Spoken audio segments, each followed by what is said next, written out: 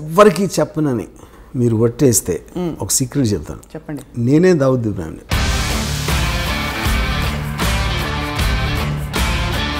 D company more డేంజరసా, RGV company more డేంజరసా అని ప్రశ్న అడుగుతుంది.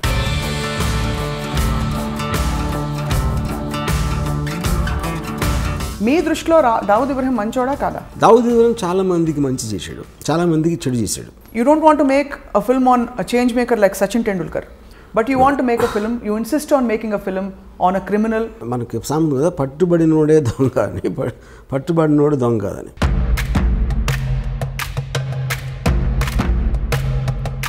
జస్ట్ క్రైమ్ చేశాడు కాబట్టి అతను చెడ్డోడు మంచోడు అంత సింప్లిస్ట్గా చేయడం కరెక్ట్ కాదు. నయీంకి ఏదో టెలివిజన్ ఛానల్ పెట్టాలనే ఒక తపన ఉండేదని, అలాంటి ఫ్యాన్సీతో ఆయనే స్వయంగా ఆయన మనుషులే లేకపోతే ఆయన ఆరాధకులు మీ చేత ఏమైనా సినిమా తీయించారని అడుగుతున్నారు.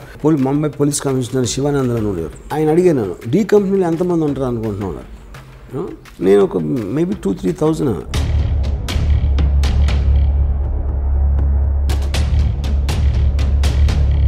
ఇది కనిపించిన ఆరో సింహం. ఇది డి కంపెనీ నుంచి ఫోన్ చేస్తున్నాను, బ్రాండ్ కావాలి అక్కడ. ఎలా ఉంటారు వాళ్ళు? మనకన్నా మామూలుగా ఉంటారు. తెలిసి కూడా ఈ సినిమా తీయాలి, దీన్ని వెబ్ సిరీస్గా కూడా తీయాలని చెప్పి అనుకోవడంలో ఆంతర్యం ఏంటి? కృష్ణుడు ఏం చేశాడు? ఈ ఫెసిలిటేటింగ్ ద వార్. మనుషులకి మంచి చేయడానికి ఏం చేయలేదు కదా కృష్ణుడు అక్కడ. ధర్మ సంస్థాపనార్థాయ సంభవామి యుగే యుగే. దేవుడికి అంత పవర్ ఉండేది, చెడ్డవాళ్ళు ఎందుకు సృష్టించారు? సో మీరైతే మహాభారతాన్ని కూడా జస్టిఫై చేయట్లేదు ఇక్కడ. ఇట్ ఈస్ లైక్ నండగోళ. ఇంత సున్నితమైన ఈ విషయం మీద మీరు సినిమా తీస్తే మిమ్మల్ని దేశద్రోహి అని ఎవరన్నా అంటే ముద్ర వేస్తే మీరు ఒప్పుకుంటారా? 92 డిసెంబర్లో చాలా మంది ముస్లిమ్స్ని శివసేన వాళ్ళు చంపేశారు అయోధ్య తర్వాత. వాటికి పగ తీర్చుకోవటానికి వీళ్ళందరూ వెళ్ళి కాళ్ళ మీద పడిపోయి మన బాంబేలో మమ్మల్ని బతకనివ్వరు. I'm not telling first of all justifying that Dawood Ibrahim is good for the country or bad for the country. జరిగిన జర్నీ చూపెడతాను. తర్వాత ఆయనకు వారసులు ఉన్నారా? ఒకటి his daughter died because of malaria. అంత పెద్ద క్రిమినల్ కూతుర్ని ఒక దోమ వచ్చి చంపేసినారు. మీ క్రిమినల్ ఇన్ఫ్లుయెన్స్ మీ మీద అయిందే. మీ ఇంట్లో ఫోటో ఉంది, ఆయన పూజను చేసుకుంటారేమో అని నా హృదయంలో ఉన్నాడు. ఒక చిన్న ఎగ్జాంపుల్ చెప్తాను. చెప్పండి. చోటా రాజాను ఒక మనిషి సౌత్య అని ఆల్మోస్ట్ తమ్ముడిలాగా చూసుకున్నాడు. ఒక పర్టిక్యులర్ స్టేజ్లో దావుద్ ఇబ్రాహింకి చోటా రాజానికి గొడవ వచ్చినప్పుడు కలిసి చోటా రాజాని చంపడానికి ప్లాన్ చేసి ఆ ప్లాన్ ఏమో వర్కౌట్ అవ్వదు. చోటా రాజాని పారిపోయాడు. ఇదంతా దుబాయ్లో జరిగింది. అంటే వీడు ఏం చేశాడంటే బాంబే నుంచి నలుగురిని తెప్పించి నేను మొత్తం అన్ని అరేంజ్ చేస్తాను, మీరు వెళ్ళి హాలిడే లాగా వెళ్ళండి దుబాయ్, అక్కడ నా వాళ్ళు వచ్చి సౌత్యాన్ని ఎలా చంపాలో వాళ్ళు ఎక్స్ప్లెయిన్ చేస్తారు, మీరు కన్విన్స్ అయితే చేయండి. వీళ్ళు సరే వెళ్ళారు దుబాయ్లో. మాల్లో బయట ఒక జిమ్ ఉంది. సౌత్య రోజు అక్కడికి వస్తాడు. పోర్ట్ దగ్గర కస్టమ్స్ వాళ్ళు అందరినీ ఆల్రెడీ సెట్ చేశాడు రాజన్ భాయ్. వాళ్ళు మిమ్మల్ని బోట్లో ఎక్కిస్తారు. ఆ బోట్ ఆ యాట్ ఇండియాకి వచ్చేస్తుంది. నెక్స్ట్ డే సాయంత్రం వచ్చాడు సౌత్య. కిందకి దిగి టపా షూట్ చేశారు. షూట్ చేసి పరిగెత్తారు. లెఫ్ట్ టర్న్ తిరిగారు. రైట్ టర్న్ తిరిగితే వ్యాన్ లేదు అక్కడ.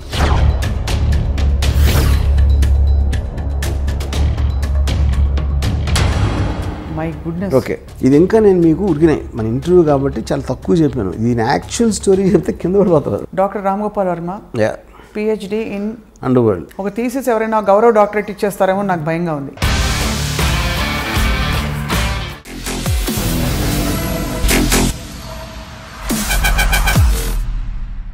Welcome to this special interview on I dream. దర్శకులు ఫిల్మ్ మేకర్ రామ్ గోపాల్ వర్మ గారితో మనం చాలా విషయాలపై సుదీర్ఘంగా ఇంతవరకు చర్చించాం. కానీ ఇవాళ మాట్లాడబోతున్న టాపిక్ అత్యంత సున్నితమైనది, క్లిష్టమైనది.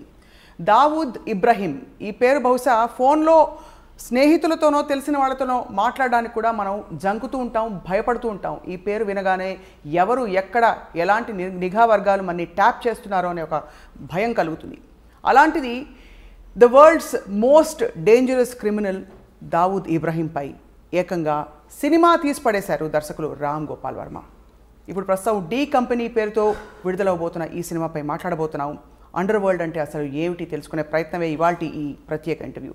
వర్మ గారు నమస్కారం.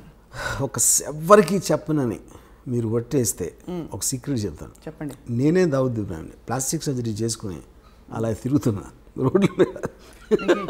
మేము చాలా సీరియస్గా గంభీరంగా మొదలు పెడితే మీరు కనీసం భయం సృష్టించడానికి కూడా మీరు అవకాశం ఇవ్వండి.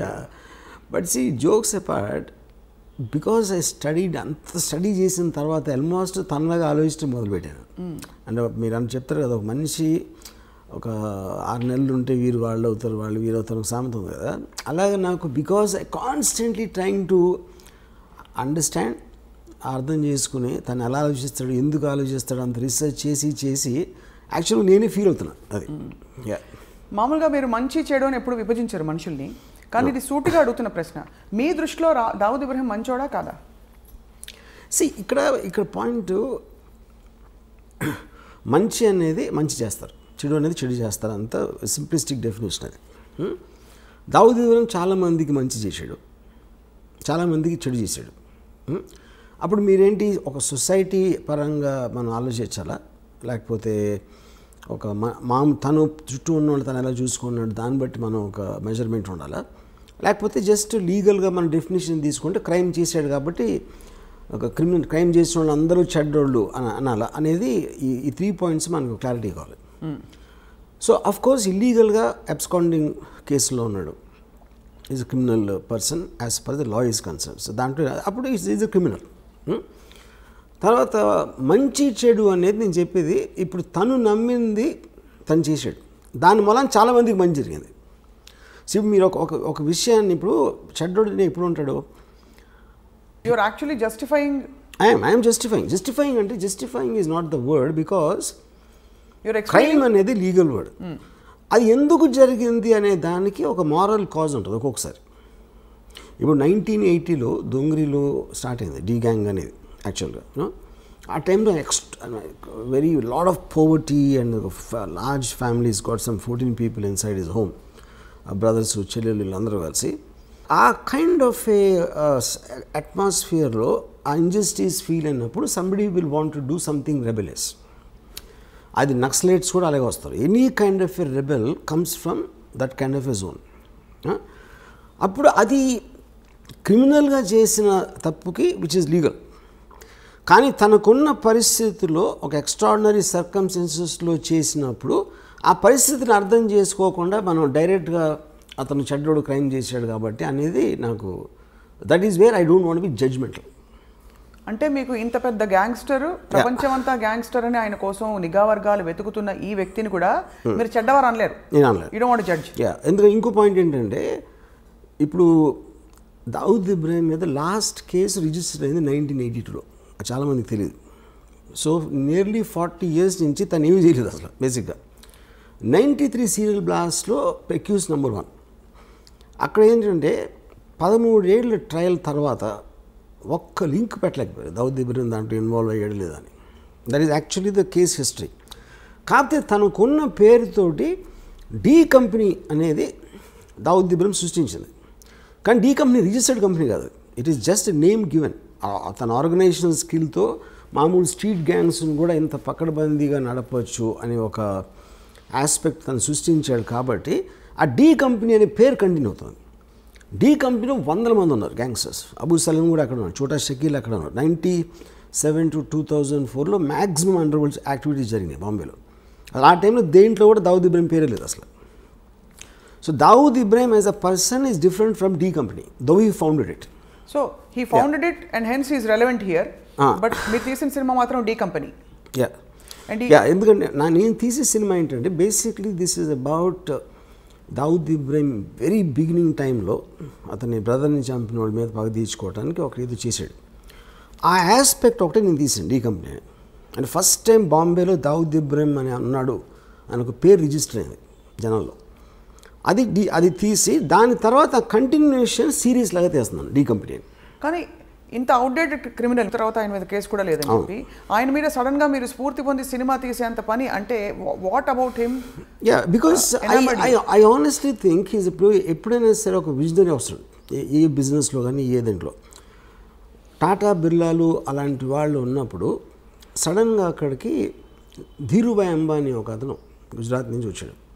అంతకుముందు అంతంత పెద్ద ఇండస్ట్రీస్ వాళ్ళందరూ ఆలోచించి ఒక విజనరీ ఆస్పెక్ట్ తోటి ఈ change the entire industries face in India అక్కడి నుంచి. అంటే ఆల్మోస్ట్ టాటా బిర్లాని మర్చిపోయాం దాని తర్వాత. Same thing what Bill Gates did to IBM, you know. So అది legal aspect business aspect. Same thing under వరల్డ్లో కరీం లాలా వర్దాబాయ్ మొదలియార్ అండ్ హాజీ మస్తాన్ లాంటి దిగ్గజాలు ఉన్నప్పుడు ఒక 25-year-old బాయ్ దావుద్ ఇబ్రాహిం అనేవాడు దోంగ్రీ నుంచి వచ్చి ఈ completely change the way the under world operates. So if I make a film on Veerappan, somebody makes a film on Hitler, అలాగే make a film on Dawood Ibrahim, anybody who made an impact ఏ విధంగా అయినా సరే, I think his material is good for making a film. But as much as it sounds like a repetitive question to you, Ramu garu, you don't want to make a film on a change maker like Sachin Tendulkar. You don't want to make a film on a change maker like Dhirubhai Ambani. But you want to make a film, you insist on making a film on a criminal who has actually harmed the world in many ways. See, lot of people believe Dhirubhai Ambani also has done many things to become that. You know? So ఇప్పుడు మీరు మనకి సామెత కదా, పట్టుబడినోడే దొంగ అని, పట్టుబడినోడు దొంగ కాదని. ఎన్నో పాలిటీషియన్లు చేయొచ్చు, పోలీస్ ఆఫీసర్లు చేయొచ్చు. మనం ఎవరైతే లీగల్గా కరెక్ట్గా వాళ్ళు జైల్లో లేకుండా సక్సెస్ఫుల్ ఉన్నారనుకుంటే వాళ్ళ అందరి వెనకాల కూడా ఒక కథ ఉంటుంది ఏదో ఒకటి. సో నేను ఎంచుకునేది ఏంటి, నాకున్న చాయిస్లో మోస్ట్ డ్రామాటిక్గా అనిపించింది నేను అనుకుంటాను. ప్రతి క్రిమినల్, ప్రతి టెర్రరిస్ట్ కూడా ఒక పని చేసినప్పుడు తన వాళ్ళని ఎవరినో బెనిఫిట్ చేయడానికి చేసుకోవడం అనేది పరిణామం ఉంటుంది. కానీ దట్ స్టిల్ డజంట్ జస్టిఫై. దానికి చట్టాలు ఉంటాయి, పరిధులు ఉంటాయి, ప్రపంచం ఉంటుంది, రూల్స్ అండ్ రెగ్యులేషన్స్ ఉంటాయి. వాటన్నిటిని ఉల్లంఘించి మనుషుల ప్రాణాలతో చెలగాటం ఆడిన వ్యక్తుల మీద. కానీ నేను అదే అంటున్నాను, సి జస్టిఫై అనే మాట కరెక్ట్ కదా అంటున్నాను. ఇప్పుడు if you are not in other person shoes, okay, అవతలోడి షూస్లో మనం లేనప్పుడు అతను ఏం చేశాడు అనే దాని మీద జడ్జ్మెంటల్ అవ్వటం అనేది నేను చేయను. ఎందుకంటే ఆ పరిస్థితిలో నేను ఉంటే నేనేమన్నా చేసేవాడినా. ఫర్ ఎగ్జాంపుల్ మీరు రాడికల్స్ ఉంటారు అనుకోండి, ల్యాండ్ లార్డ్స్ వాళ్ళని తొక్కేసి వాళ్ళని అరాచకాలు చేసేస్తున్నప్పుడు వాళ్ళు ఏదో ఎదురు తిరిగి ఒక ల్యాండ్ లార్డ్ని చంపేశారు అనుకోండి. చంపటం అనేది చట్టరీత్యా నేరం. Of course they will be punished for that. But ఎలాంటి పరిస్థితుల్లో వాళ్ళని కార్నర్ చేస్తే వాళ్ళు అలా చేయాల్సి వచ్చిందో అనే దానికి, that is what I want talking about moral justification if you care to understand. ఇంకా చాలా సింపుల్ చెప్తాను మీకు. నేను ఒకసారి పోలీస్ ఆఫీసర్ని అడిగినది, ఇప్పుడు క్రైమ్ చేసిన వాడిని శిక్షించాలని మీరు అంటారు. ఒక రిచ్ మ్యాన్ ఒక పనివాడికి జీతం ఇట్లా, ఓకే, వాడికి ఒక వాళ్ళ mother she's not well and he needs urgently money to pay for the medicine. Okay, so వాడు ఈ జీతం ఇవ్వట్లేదు కాబట్టి ఆడేదో ఇంట్లో డబ్బులు కొట్టేసి వెళ్ళిపోయాడు అని పట్టుకున్నారు పోలీసులు. డబ్బులు దొంగిలించడం అనేది నేరం, ఆఫ్ కోర్స్, అందుకని అతని చట్టరీత్యా అతను శిక్షిస్తారు ఏదో చేసి. బట్ వాడు ఎందుకు చేశాడు అని మీరు వెనకాలకి వెళ్తే I don't think you'll feel the same thing after that. Though it is still a crime. On paper it's a crime. Yeah. So you find a story behind everything. Yeah. And also you see the point is ఒక సొసైటీలో ఎన్నో రకాల మంది ఉంటారు. ఇప్పుడు for example political leaders ఉంటారు, ఆయన తాట తీస్తూ ఉంటాడు, ఒకడు ఇంకోటేమో నరికేస్తూ ఉంటాడు, బొక్కలేదో కొడతా అని ఇంకోటి అంటాడు. They don't do anything but they actually using violent rhetoric, which is just an expression of I mean their anger or whatever you think it is. మనిషి ఏదో కొట్టుకుంటూ ఉంటారు, అప్పుడప్పుడు దెబ్బలాడతారు, కొన్నిసార్లు మర్డర్లు కూడా జరుగుతాయి, కొన్నిసార్లు ఎవరితోనో చంపేస్తారు. All of this are a result of the compelling forces which is happening. అది డబ్బు దొంగిలించడానికి చేస్తున్నారా, మీ పేరు సంపాదించడానికి, పగ తీర్చుకోవడానికి చేస్తున్నారా, లేకపోతే ఒక పొజిషన్లో ఇంకేమీ చేయలేక చేస్తున్నారా అనేది ప్రతి దాని వెనకాల వేరే వేరే కారణాలు ఉంటాయి. ఆ కారణాలని కంప్లీట్గా అర్థం చేసుకోకుండా జస్ట్ క్రైమ్ చేశాడు కాబట్టి అతను చెడ్డోడు మంచోడు అంత సింప్లిస్టిక్గా చేయడం కరెక్ట్ కాదు. ఈ సినిమా అంటే హ్యూమన్ ఇంట్రెస్ట్ స్టోరీ అంటారు. అయితే ఈ సినిమాలో హ్యూమన్ ఇంట్రెస్ట్ యాంగిల్ ఉంటుంది. It's only human interest. Only human interest. Actually this very little action. Almost ఆ పుకార్ ఏదో వచ్చింది నిన్నో మొన్నో, స్వయంగా ఆయనే ప్రొడ్యూస్ చేయించుకున్నారు సినిమా అని చెప్పి, మీ చేత తీయించుకోవాలని చెప్పి. ఇంకెవరు అంటే అలాగే ఉంది, వింటూ ఉంటే అంత గ్లోరిఫైడ్గా వినిపిస్తుంది. గారు, is it true that is he involved in any way? First of all Dawood Ibrahim I think must be around 65 now. తనకి ఇప్పుడు కొత్తగా వైట్ వాష్ చేసుకునే అవసరం లేదు పేరు, అది ఒక పాయింట్. రెండోది, నేను చేస్తున్నది ఏది తను చేసింది చేయలేదని చెప్పడం కానీ, తను చెయ్యింది చేశాడని చెప్పడానికి ఈ సినిమా ఉద్దేశం కాదు. ఈ film actually it is more or less. For example he killed a person called Alamzeb 1983లో 82-83లో. ఆలంజేబ్ అని ఒక అతన్ని మర్డర్ చేశాడు అని వినటానికి ఒకలాగా ఉంటుంది. అసలు ఆలంజేబ్ ఎవడు, వాడేం చేశాడు, ఎందుకు చంపాడు అని మీరు తెలుసుకున్నప్పుడు అది హ్యూమన్ యాంగిల్ అవుతుంది. అప్పుడు ఆ ఇద్దరు వ్యక్తులు ఎవరు, ఎలాంటి వాళ్ళు, వాళ్ళ బ్యాక్గ్రౌండ్ ఏంటి, వీళ్ళకున్న రిలేషన్షిప్ ఏంటి, అసలు వాళ్ళ మధ్యన ఏం జరిగింది, ఇవన్నీ మీరు తెలుసుకోకుండా కేవలం ఒకడు మర్డర్ చేశాడు కాబట్టి ఆడు మంచోడ చెడ్డోడ అనేది I think that is what I'm trying to fight. So ఇదంతా మీరు ఏంటి అందరు థింకింగ్ మార్చాలనుకుంటున్నారా? ప్రధాన వెనకాల ఉంటుంది లేదో ఎంటర్టైన్మెంట్ వాల్యూ అంటారా? I want to tell the story. I just am interested in understanding human emotions. Right. Yeah. And I'm coming back to the same question, Ramu garu. ఇప్పుడు ఒక చిన్న ఎగ్జాంపుల్ చెప్తాను మీకు. మనందరూ ఎన్నది ఏంటంటే ఒక సెకండ్ వరల్డ్లో నాజీ కాన్సన్ట్రేషన్ క్యాంప్స్లో జరిగిన ఘోరాతి ఘోరమైన థింగ్ అది ఇంతవరకు ప్రపంచంలో ఎప్పుడు జరగలేదు. వాళ్ళు తిండి పెట్టకుండా అస్థి పంజరాల్లాగా వాళ్ళు అయిపోయి వాళ్ళ గోతులు వాళ్ళే తీసుకోవాలి, వాళ్ళు చచ్చిపోవటం. ఎందుకంటే ఎక్కడ గొయ్యి తీసుడు అవ్వడు లేడు కాబట్టి వాళ్ళు రాగానే ఫస్ట్ వాళ్ళతో గొయ్యి తవ్వించారు. తవ్వించి ఇంకా వాళ్ళకి వాళ్ళు చూసుకోలేని పరిస్థితికి వచ్చేసరికి అందరినీ గోతు దగ్గర నిలబెట్టి గన్తో షూట్ చేసి వాళ్ళు గోతులు పడిపోయిన తర్వాత పాతిపెట్టారు. ఇది వింటే అసలు మనకి ఒళ్ళు అసలు ఎలాంటి మనుషులు ఇది చేస్తారు, చేయగలుగుతారు. ఒకటి చేశారు కానీ వాళ్ళు మనలాంటి మనుషులే కదా, మనం ఎప్పుడు చేయగలుగుతాం, చేయలేం. దీని మీద నేను చాలా బుక్స్ చదివి అసలు ఎలా ఎందుకు జరిగింది అంటే, ఇప్పుడు వాళ్ళు ఒక పిచ్చోళ్ళు అన్నవి ఉండాలి, లేకపోతే అలా చేసినందుకు వాళ్ళకి ఏదైనా, ఇప్పుడు ఫర్ ఎగ్జాంపుల్ పోలీసులు కొట్టారు అనుకోండి, ఆడిని టార్చర్ చేసి వాడిలోంచి ఒక నిజం తెప్పించడానికి ట్రై చేస్తారు, అదొక కారణం ఉండొచ్చు. Coming back to the concentration camps, నేను ఫైనల్గా ఏం రియలైజ్ అయ్యానంటే, ఇప్పుడు హిట్లరు టోటల్గా జ్యూస్ అందరినీ జర్మనీలోంచి పంపించారు. అందరినీ కలెక్ట్ చేసుకుని హోల్డింగ్ ఏరియాలో పెట్టి ఒక చోట అక్కడి నుంచి ట్రాన్స్పోర్ట్ చేయాలనేది ఫస్ట్ డెసిషన్. ఓకే, ఈ డెసిషన్ ఎక్కడ బెడిచుకొట్టిందంటే, ఈ పోలాండ్ తోటి వార్ స్టార్ట్ అయింది, అక్కడి నుంచి గ్రేట్ బ్రిటన్ అటాక్ చేసింది. సడన్గా మొత్తం ట్రాన్స్పోర్టేషన్ అంతా కొలాప్స్ అయిపోయి వీళ్ళని ట్రాన్స్పోర్ట్ చేసే పరిస్థితి పోయింది. పోయేసరికి ఆల్రెడీ కలెక్ట్ చేసి అందరూ వచ్చేస్తున్నారు కాబట్టి వాళ్ళకి పెట్టడానికి వార్ జరుగుతుంది. మొత్తం అందరూ సోల్జర్స్ అందరూ వార్లో బిజీగా ఉన్నారు. వీళ్ళని గార్డ్ చేయడానికి మనుషులు లేరు. అప్పుడు ఏం చేశారంటే, చాలా స్ట్రిక్ట్ పనిష్మెంట్ ఇవ్వకపోతే వాళ్ళు భయపడరు. లైన్లో నుంచోండి అంటే నుంచోట్లేదు అనుకోండి, మీరు 3-4 సార్లు చెప్తారు. కానీ ఉన్న 4-5 గార్డులు 100 మందిని చేయాలి అంటే ఎవరన్నా లైన్లో నుంచోపోతే టపాక్కని షూట్ చేసి పడేసారు. ఆ భయంతో చచ్చినట్టు లైన్లో నుంచోవాలనేది పాయింట్. రేషన్స్ లేవు, తిండి లేదు, బయట నుంచి రావట్లేదు. అందుకని ఏం చేశారంటే, ఉన్న దాంట్లో సర్దుకోవాలి కాబట్టి చిన్న బ్రెడ్ మొక్క, ఒక చిన్న సూప్ ఏదో ఇచ్చారు. ఆబ్వియస్లీ అది న్యూట్రియంట్ సరిపోదు కాబట్టి the kept on becoming thinner and thinner. తర్వాత లేబర్ వచ్చి గోతులు తవ్వటానికి వాళ్ళు లేరు కాబట్టి ముందు ట్రైన్ దగ్గరనే వాళ్ళతో ఫస్ట్ గోతి తవ్వి చేసుకుని, ఎందుకంటే తర్వాత వాళ్ళకు కూడా శక్తి ఉండదు తవ్వటానికి. ఇవన్నీ ప్రిపరేషన్ చేసి ఇది చేశారు. సో ఇవన్నీ మీరు అన్నారనుకోండి, మీరున్నా నేనున్నా అదే చేసేవాడు. ఏది ఆ పరిస్థితికి తీసుకొచ్చింది ఎవరు? హిట్లర్. ఒక డెసిషన్. హిట్లర్ ఆ డెసిషన్ ఇలా చంపాలని చేసాడా? చేయలే. తను అనుకున్నది ఏదో వర్కౌట్ అవ్వలేదు అక్కడ. So every decision will create situations which not are necessary in your control after some time.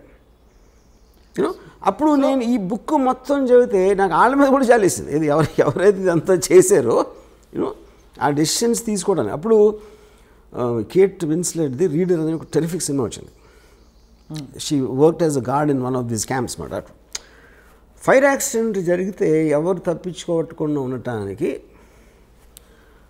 తను తీల ఏది మన అదే ప్రిజనర్స్ తప్పించుకోకుండా చెయ్యాలని అమ్మాయిది జాబ్ అక్కడ. ఎప్పుడైతే గేట్లు తీయలేదో వాళ్ళు చచ్చిపోయారు. దాని మీద కోర్ట్ ట్రయల్ జరిగినప్పుడు వాట్ వర్ యూ డూయింగ్ అంటే, I was doing my job అంది. నాకు నా గవర్నమెంట్ ఇచ్చిన జాబు ఎట్టి పరిస్థితుల్లోనూ వీళ్ళని తప్పించుకోవడానికి వీల్లేదు. అప్పుడు ఇలాంటి పరిస్థితి వచ్చినప్పుడు ఆ డెసిషన్ సొంతంగా తీసుకోవచ్చా తీసుకోలేరా అనేది పాయింట్ అక్కడ. ఇవన్నీ అంటే వీటికి మీరు ఇస్తున్న జస్టిఫికేషన్ అండర్స్టాండ్, ప్రధాని వెనకాల ఒక కారణం ఉంటుంది, ఒక ఒక ఆంతర్యం ఉంటుందని చెప్పి, బట్ దాన్ని దీంతో ఒక విల్లింగ్గా కావాలని వచ్చి ఒక పవర్ కోసం ఎస్టాబ్లిష్ చేసుకున్న ఒక క్రిమినల్, ఒక గ్యాంగ్స్టర్ ఇప్పటికి కూడా ప్రపంచం వెతుకుతుంది ఆయన కోసం. సో అటువంటి సినిమా మీరు తీశారంటే ఖచ్చితంగా 2 కారణాలు ఉండాలి. ఇప్పుడు నయీం గురించి విన్నప్పుడు కూడా నయీంకి ఏదో టెలివిజన్ ఛానల్ పెట్టాలనే ఒక తపన ఉండేదని, ఆయన టీవీలో కనిపించడానికి ఇష్టం అని, అలాంటి ఫ్యాన్సీస్ వాళ్ళకు ఉంటాయని చెప్పి గ్యాంగ్స్టర్స్కి, అలాంటి ఫ్యాన్సీతో ఆయనే స్వయంగా ఆయన మనుషులే లేకపోతే ఆయన ఆరాధకులు మీ చేత ఏమైనా సినిమా తీయించారని అడుగుతున్నారు. మొన్న కూడా ఎక్కడో ఇంటర్నెట్లో వైరల్ అయింది ఈ మాట. Is it right? Is it true? That's not true. First of all gangster అనేది ఒక వర్డ్. అది గ్యాంగ్స్టర్ అనే దాని మీనింగ్ ఏంటి? ఒక గ్యాంగ్ని నడిపేవాడు, లేకపోతే గ్యాంగ్లో పనిచేసేవాడు. ఆయన కాదా gangster? Gang is organise, of course organise crime అనేది గ్యాంగ్స్టర్ బేసిక్గా. ఆర్గనైజ్ క్రైమ్ అంటే ఏంటంటే మీ తెలివితోటి క్రైమ్ చేస్తా కూడా తప్పించుకునేలాగా ఒక సిస్టమ్ క్రియేట్ చేయటాన్ని ఆర్గనైజ్ క్రైమ్ అంటారు. లేకపోతే మామూలు క్రైమ్ అది, అప్పటికప్పుడు ఏదో అనుకునే ఒకళ్ళిద్దరు చేసేది. ఒక గ్రూప్ ఆఫ్ పీపుల్ కూర్చుని ప్లాన్ వేసి ఇలా చేస్తే మనం పట్టుబడం, ఇలా చేస్తే మనం పైకి వస్తాం, ఇలా చేస్తే అలా అవుతుంది అని ఒక ప్లాన్ ప్రకారం ఒక గ్రూప్ ఆఫ్ పీపుల్ చేయటాన్ని ఆర్గనైజ్ క్రైమ్ అంటారు. So for example D company ఉందనుకోండి. డీ కంపెనీ నేను ఒక 1999-2000లో ఒక ముంబై పోలీస్ కమిషనర్ శివానందన్ అని ఉండేవారు. ఆయన అడిగాను, డీ కంపెనీలో ఎంతమంది ఉంటారు అనుకుంటున్నాను. నేను ఒక మేబీ 2-3,000, మ్యాక్సిమం 20 మంది ఉంటారు. నాకు షాక్ అది. అంటే ఎందుకంటే ఎంత ఎక్కువ మంది ఉంటే న్యూస్ బయటకు వచ్చేటం అంత ప్రమాదం ఉంటుంది. అన్ని నోళ్ళు మూయించాలి, అన్ని నోళ్ళని కంట్రోల్ చేయాలి. అది చాలా క్లోజ్ గ్రూప్ ఉంటుంది. కానీ డీ కంపెనీ కోసం పనిచేసే వాళ్ళు వేలల్లో ఉంటారు. కానీ వాళ్ళు ఎవ్వరికి కూడా డీ కంపెనీకి పనిచేస్తున్నట్టు తెలియదు చాలామందికి దాంట్లో. Which is the whole power of an organisation. They don't know their employer. అంటే ఇది కంపెనీ ఉండొచ్చు. ఫర్ ఎగ్జాంపుల్ నా దగ్గరికి ఒక ప్రొడ్యూసర్ వస్తాడు. ఆ ప్రొడ్యూసర్ వచ్చి నేను మీద సినిమా తీస్తానంటాడు. సో ప్రొడ్యూసర్ పేరు ఏదో ఉందాడు, అది సపోజ్ అటు సినిమా తీస్తాడు. సినిమా అనేది లీగల్ బిజినెస్. అప్పుడు నేను తీస్తాను సినిమా, కానీ అతను డీ కంపెనీ మనిషి. కానీ నేను పనిచేసేది ఎవరికి? ఇతనికి. ఇప్పుడు మీరు కలిసిన ప్రతి ఒక్కరు వాళ్ళ బ్యాక్గ్రౌండ్ మీకు తెలియదు కదా, తెలియడానికి ఛాన్సే లేదు కదా, you know. So this is how సట్లీ it operates. ఇప్పుడు అలా మీ ఎంప్లాయర్ మీకు తెలియదేమో? తెలీదు, ఎవరికి తెలియదు. బాంబేలో చాలాసార్లు మీకు ఇలాగా భరత్ భాయ్ షా కేసులో చోరీ చుప్కే సల్మాన్ ఖాన్, ప్రీతి జింటా, రాణి ముఖర్జీ అలాంటి యాక్టర్స్ ఉన్న పిక్చరు నాజీం రిజ్వీ అని ఒకటి ప్రొడ్యూస్ చేశాడు. భరత్ భాయ్ ఫిల్మ్ ఫైనాన్షియల్, ఆయన ఎన్నో సంవత్సరాల నుంచి చేస్తున్నాడు. నాజీం రిజ్వీ అండర్ వరల్డ్ మనిషి అని సినిమా సగమయ్యేది తెలిసి, అది ఎవరో చెప్పారు. కానీ అండర్ వరల్డ్ మనిషి అంటే ఏంటి అసలు అర్థం ఏంటి? అది చెప్పండి. అండర్ వరల్డ్ మనిషి అంటే మీరు డైరెక్ట్గా క్రైమ్ చేసే వాళ్ళు ఒకళ్ళు ఉంటారు. అంటే డైరెక్ట్ క్రైమ్ అంటే ఏంటి? లీగల్ డెఫినేషన్లో. సెకండ్ డిగ్రీ వాళ్ళేమో వాళ్ళు వాడుకుంటారు, అది కొంచెం ఫోన్ చేసి చెప్పారా అని. వాడు చేయడు. కాకపోతే employing the threat, D company వాళ్ళు నాకు తెలుసు అనే ఒక ఇన్ఫర్మేషన్ తోటి ఇంటిమిడియేట్ చేయటం అదొక పద్ధతి. మూడోది, మీరు లీగల్గా చేయలేని పనులు కొన్ని వాళ్ళు మీకోసం ఇల్లీగల్గా చేస్తారు. మీ బుక్స్లో అన్నిట్లో అలా ఉంటుంది. కానీ మీరు వేరేగా చేసేయని వాళ్ళు ఒక సెపరేట్ టీంతో వాళ్ళు చేస్తారు. ఓకే, ఫర్ ఎగ్జాంపుల్ లీగల్గా మీరు ఇంపోర్ట్ చేసుకున్నారు అనుకోండి, ఒక 100 వీసీఆర్లు ఆ టైంలో చెప్తున్నాను, ఇల్లీగల్గా 500 వీసీఆర్లు వస్తాయి. 500 వీసీఆర్లు డీ కంపెనీ వాళ్ళు పంచుకుని వాళ్ళు చేసి మీరు ఫెసిలిటేట్ చేసినందుకు మీకు కొంత ఇస్తారు, మిగతా వాళ్ళు తీసుకుంటారు.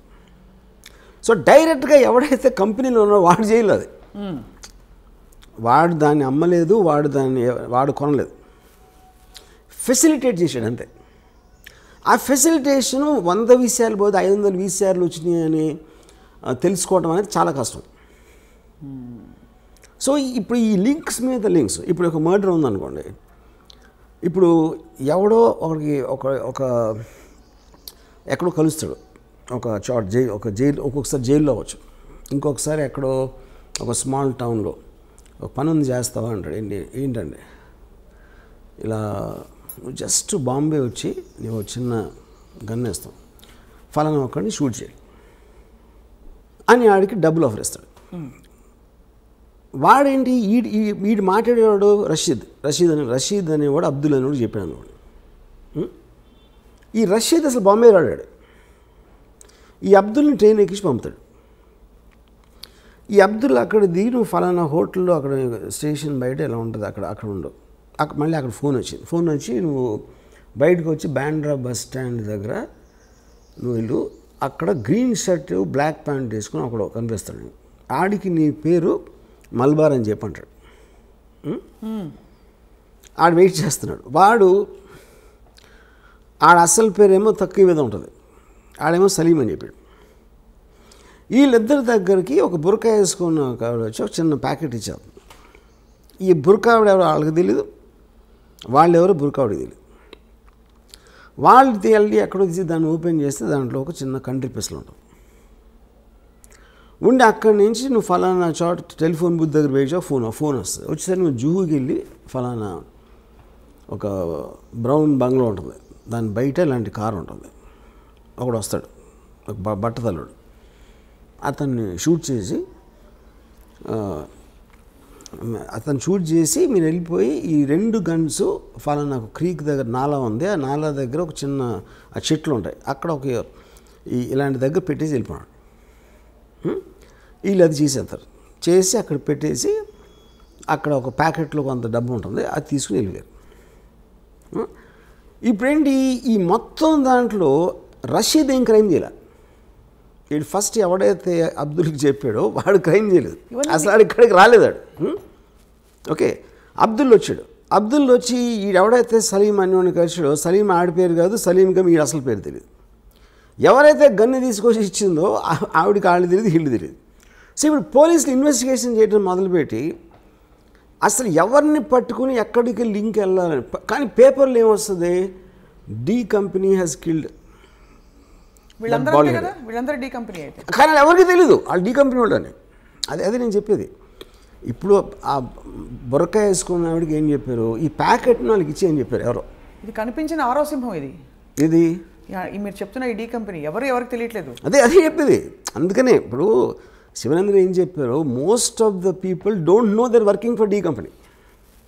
అది ఎప్పుడు తెలుస్తుంది అంటే వీళ్ళందరికీ ఇద్దరు ఎవరైతే షూట్ చేశారో వాళ్ళిద్దరికీ పేపర్లో చదివాక తెలుస్తుంది వాళ్ళు డి కంపెనీ కోసం చేశారని. సో అప్పుడు ఏమంటాడు, పట్టుబడ్డాడు అనుకోండి, నేను డి కంపెనీ అంటాడు ఆ పేపర్లో చదివాక. కానీ డి కంపెనీ అని చెప్పినా సరే వాడి నుంచి అసలు ఆడికి ఎవడైతే చంపాడో వాడికి లింక్ లేదు. ఫస్ట్ ఆడిద్దరికి బ్యాక్గ్రౌండే లేదు.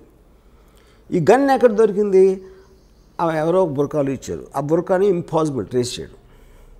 అసలు ఇక్కడ ఎందుకు వచ్చాడు, రషీద్ ఆడు ఏమీ చేయలేదు కానీ. సో మీ ఇన్ని లింకులు చైన్లో పెట్టి మధ్యలో ఒక లింక్ తీసేస్తాను. ఎప్పుడైనా ఇన్వెస్టిగేషన్ కొంచెం కాంప్లికేట్ అయిందంటే ఒక్క లింక్ తీసేస్తారు. ఫర్ ఎగ్జాంపుల్ రషీద్ ఉన్నాడు అనుకోండి, రషీద్ని ట్రాక్ చేయొచ్చు అని అనుకుంటే రషీద్ని అక్కడి నుంచి తప్పించేస్తారు. So this is what is called organised crime. కానీ ఈ మొత్తం దీంట్లో మీకు మెయిన్ బాసెస్ ఎవరైతే ఉన్నారో దుబాయ్లో కానీ ఎక్కడైనా వాళ్ళ పేర్స్ ఉండదు. అక్కడ వాళ్ళు దుబాయ్లోనే ఉన్నారు. వాళ్ళు దుబాయ్లో ఉండొచ్చు, కరాచీలో ఉండొచ్చు, కెనియాలో ఉండొచ్చు, వేరే కంట్రీస్లో ఉంటారు, నాట్ ఎట్ వన్ ప్లేస్. కానీ పాయింట్ ఏంటి, వాళ్ళని దీంట్లో బుక్ చేయడం అనేది ఇంపాసిబుల్ అసలు మీకు తెలిసినా కూడా. కానీ వాళ్ళ పేరు తెలియని ఎందుకు అనుకుంటారు, వాళ్ళకి బ్రాండ్ కావాలి. ఇప్పుడు ఎవరో తెలియని వాడు మీకు ఫోన్ చేసి బెదిరించాడు అనుకోండి, మీరు బెదరు కదా. డి కంపెనీ నుంచి ఫోన్ చేస్తున్నాను బ్రాండ్ కావాలి అక్కడ. అది ఎవరైనా చెప్పుకోవచ్చు కదా. చెప్తారు కూడా. ఇప్పుడు మన కెమెరా చెప్తారు, ఎవరైనా చెప్తారు కూడా. కానీ వాళ్ళని ఎట్లా నమ్మి భయపడతారు? ఇప్పుడు ఇంకా ఛాన్స్ తీసుకోవాలంతే. ఇప్పుడు నేను అదే 100% చాలాసార్లు ఈ పెద్ద పేర్లు ఉన్న ఈ పరిటాల రవి కానీ ఫర్ ఎగ్జాంపుల్ ఫ్యాక్షన్ లీడర్స్ వాళ్ళ పేర్ల మీద వేరే వాళ్ళు చాలామంది చేస్తారు అది. సో ఇదంతా ఎక్కడ సేకరించారు వర్మ గారు మీరు ఈ ఇన్ఫర్మేషన్? మీరు డి కంపెనీ మనుషులతో మాట్లాడారా? I spoke to something. నాకు ఒక అప్పా చాచా అని ఒక 79 మనిషిని కలిసాను ఒక 2 years back. He's actually member of the D gang. దొంగరీలో ఫస్ట్ స్టార్ట్ అయినప్పుడు he saw Dawood Ibrahim from when he was 18 years old. He met him? Yeah, he was with him. అంటే అదే ఏరియాలో ఉంటారు అందరూ, కలిసి అదే ఆడుకునే వయసు నుంచి he knows Dawood Ibrahim. She was a part of the D gang on the beginning ఇయర్స్లో. అంటే ఆల్మోస్ట్ దావుద్ ఇబ్రాహిం ఇక్కడి నుంచి 85లో వెళ్ళిపోయాడు బాంబే నుంచి. అప్పటి వరకు he was very close to the inner circle you know. So అలాగా కొంతమంది రిటైర్డ్ పోలీస్ ఆఫీసర్స్, కొంతమంది జైలు నుంచి బయటకు వచ్చిన వాళ్ళు, కొంతమంది ఆ టైంలో చాలా హెవీగా ఇన్వాల్వ్ అయ్యి మళ్ళీ మధ్యలో వచ్చేసి లీగల్ బిజినెస్లోకి వచ్చేసారు కొంతమంది. సో ఇలా ఒక 10-12 పీపుల్ నుంచి నేను సేకరించాను. అండ్ మీరు ఇందాక చెప్పిన స్పెసిఫిక్ ఇది చాలా సున్నితమైన question. I don't even know if I should be asking this question.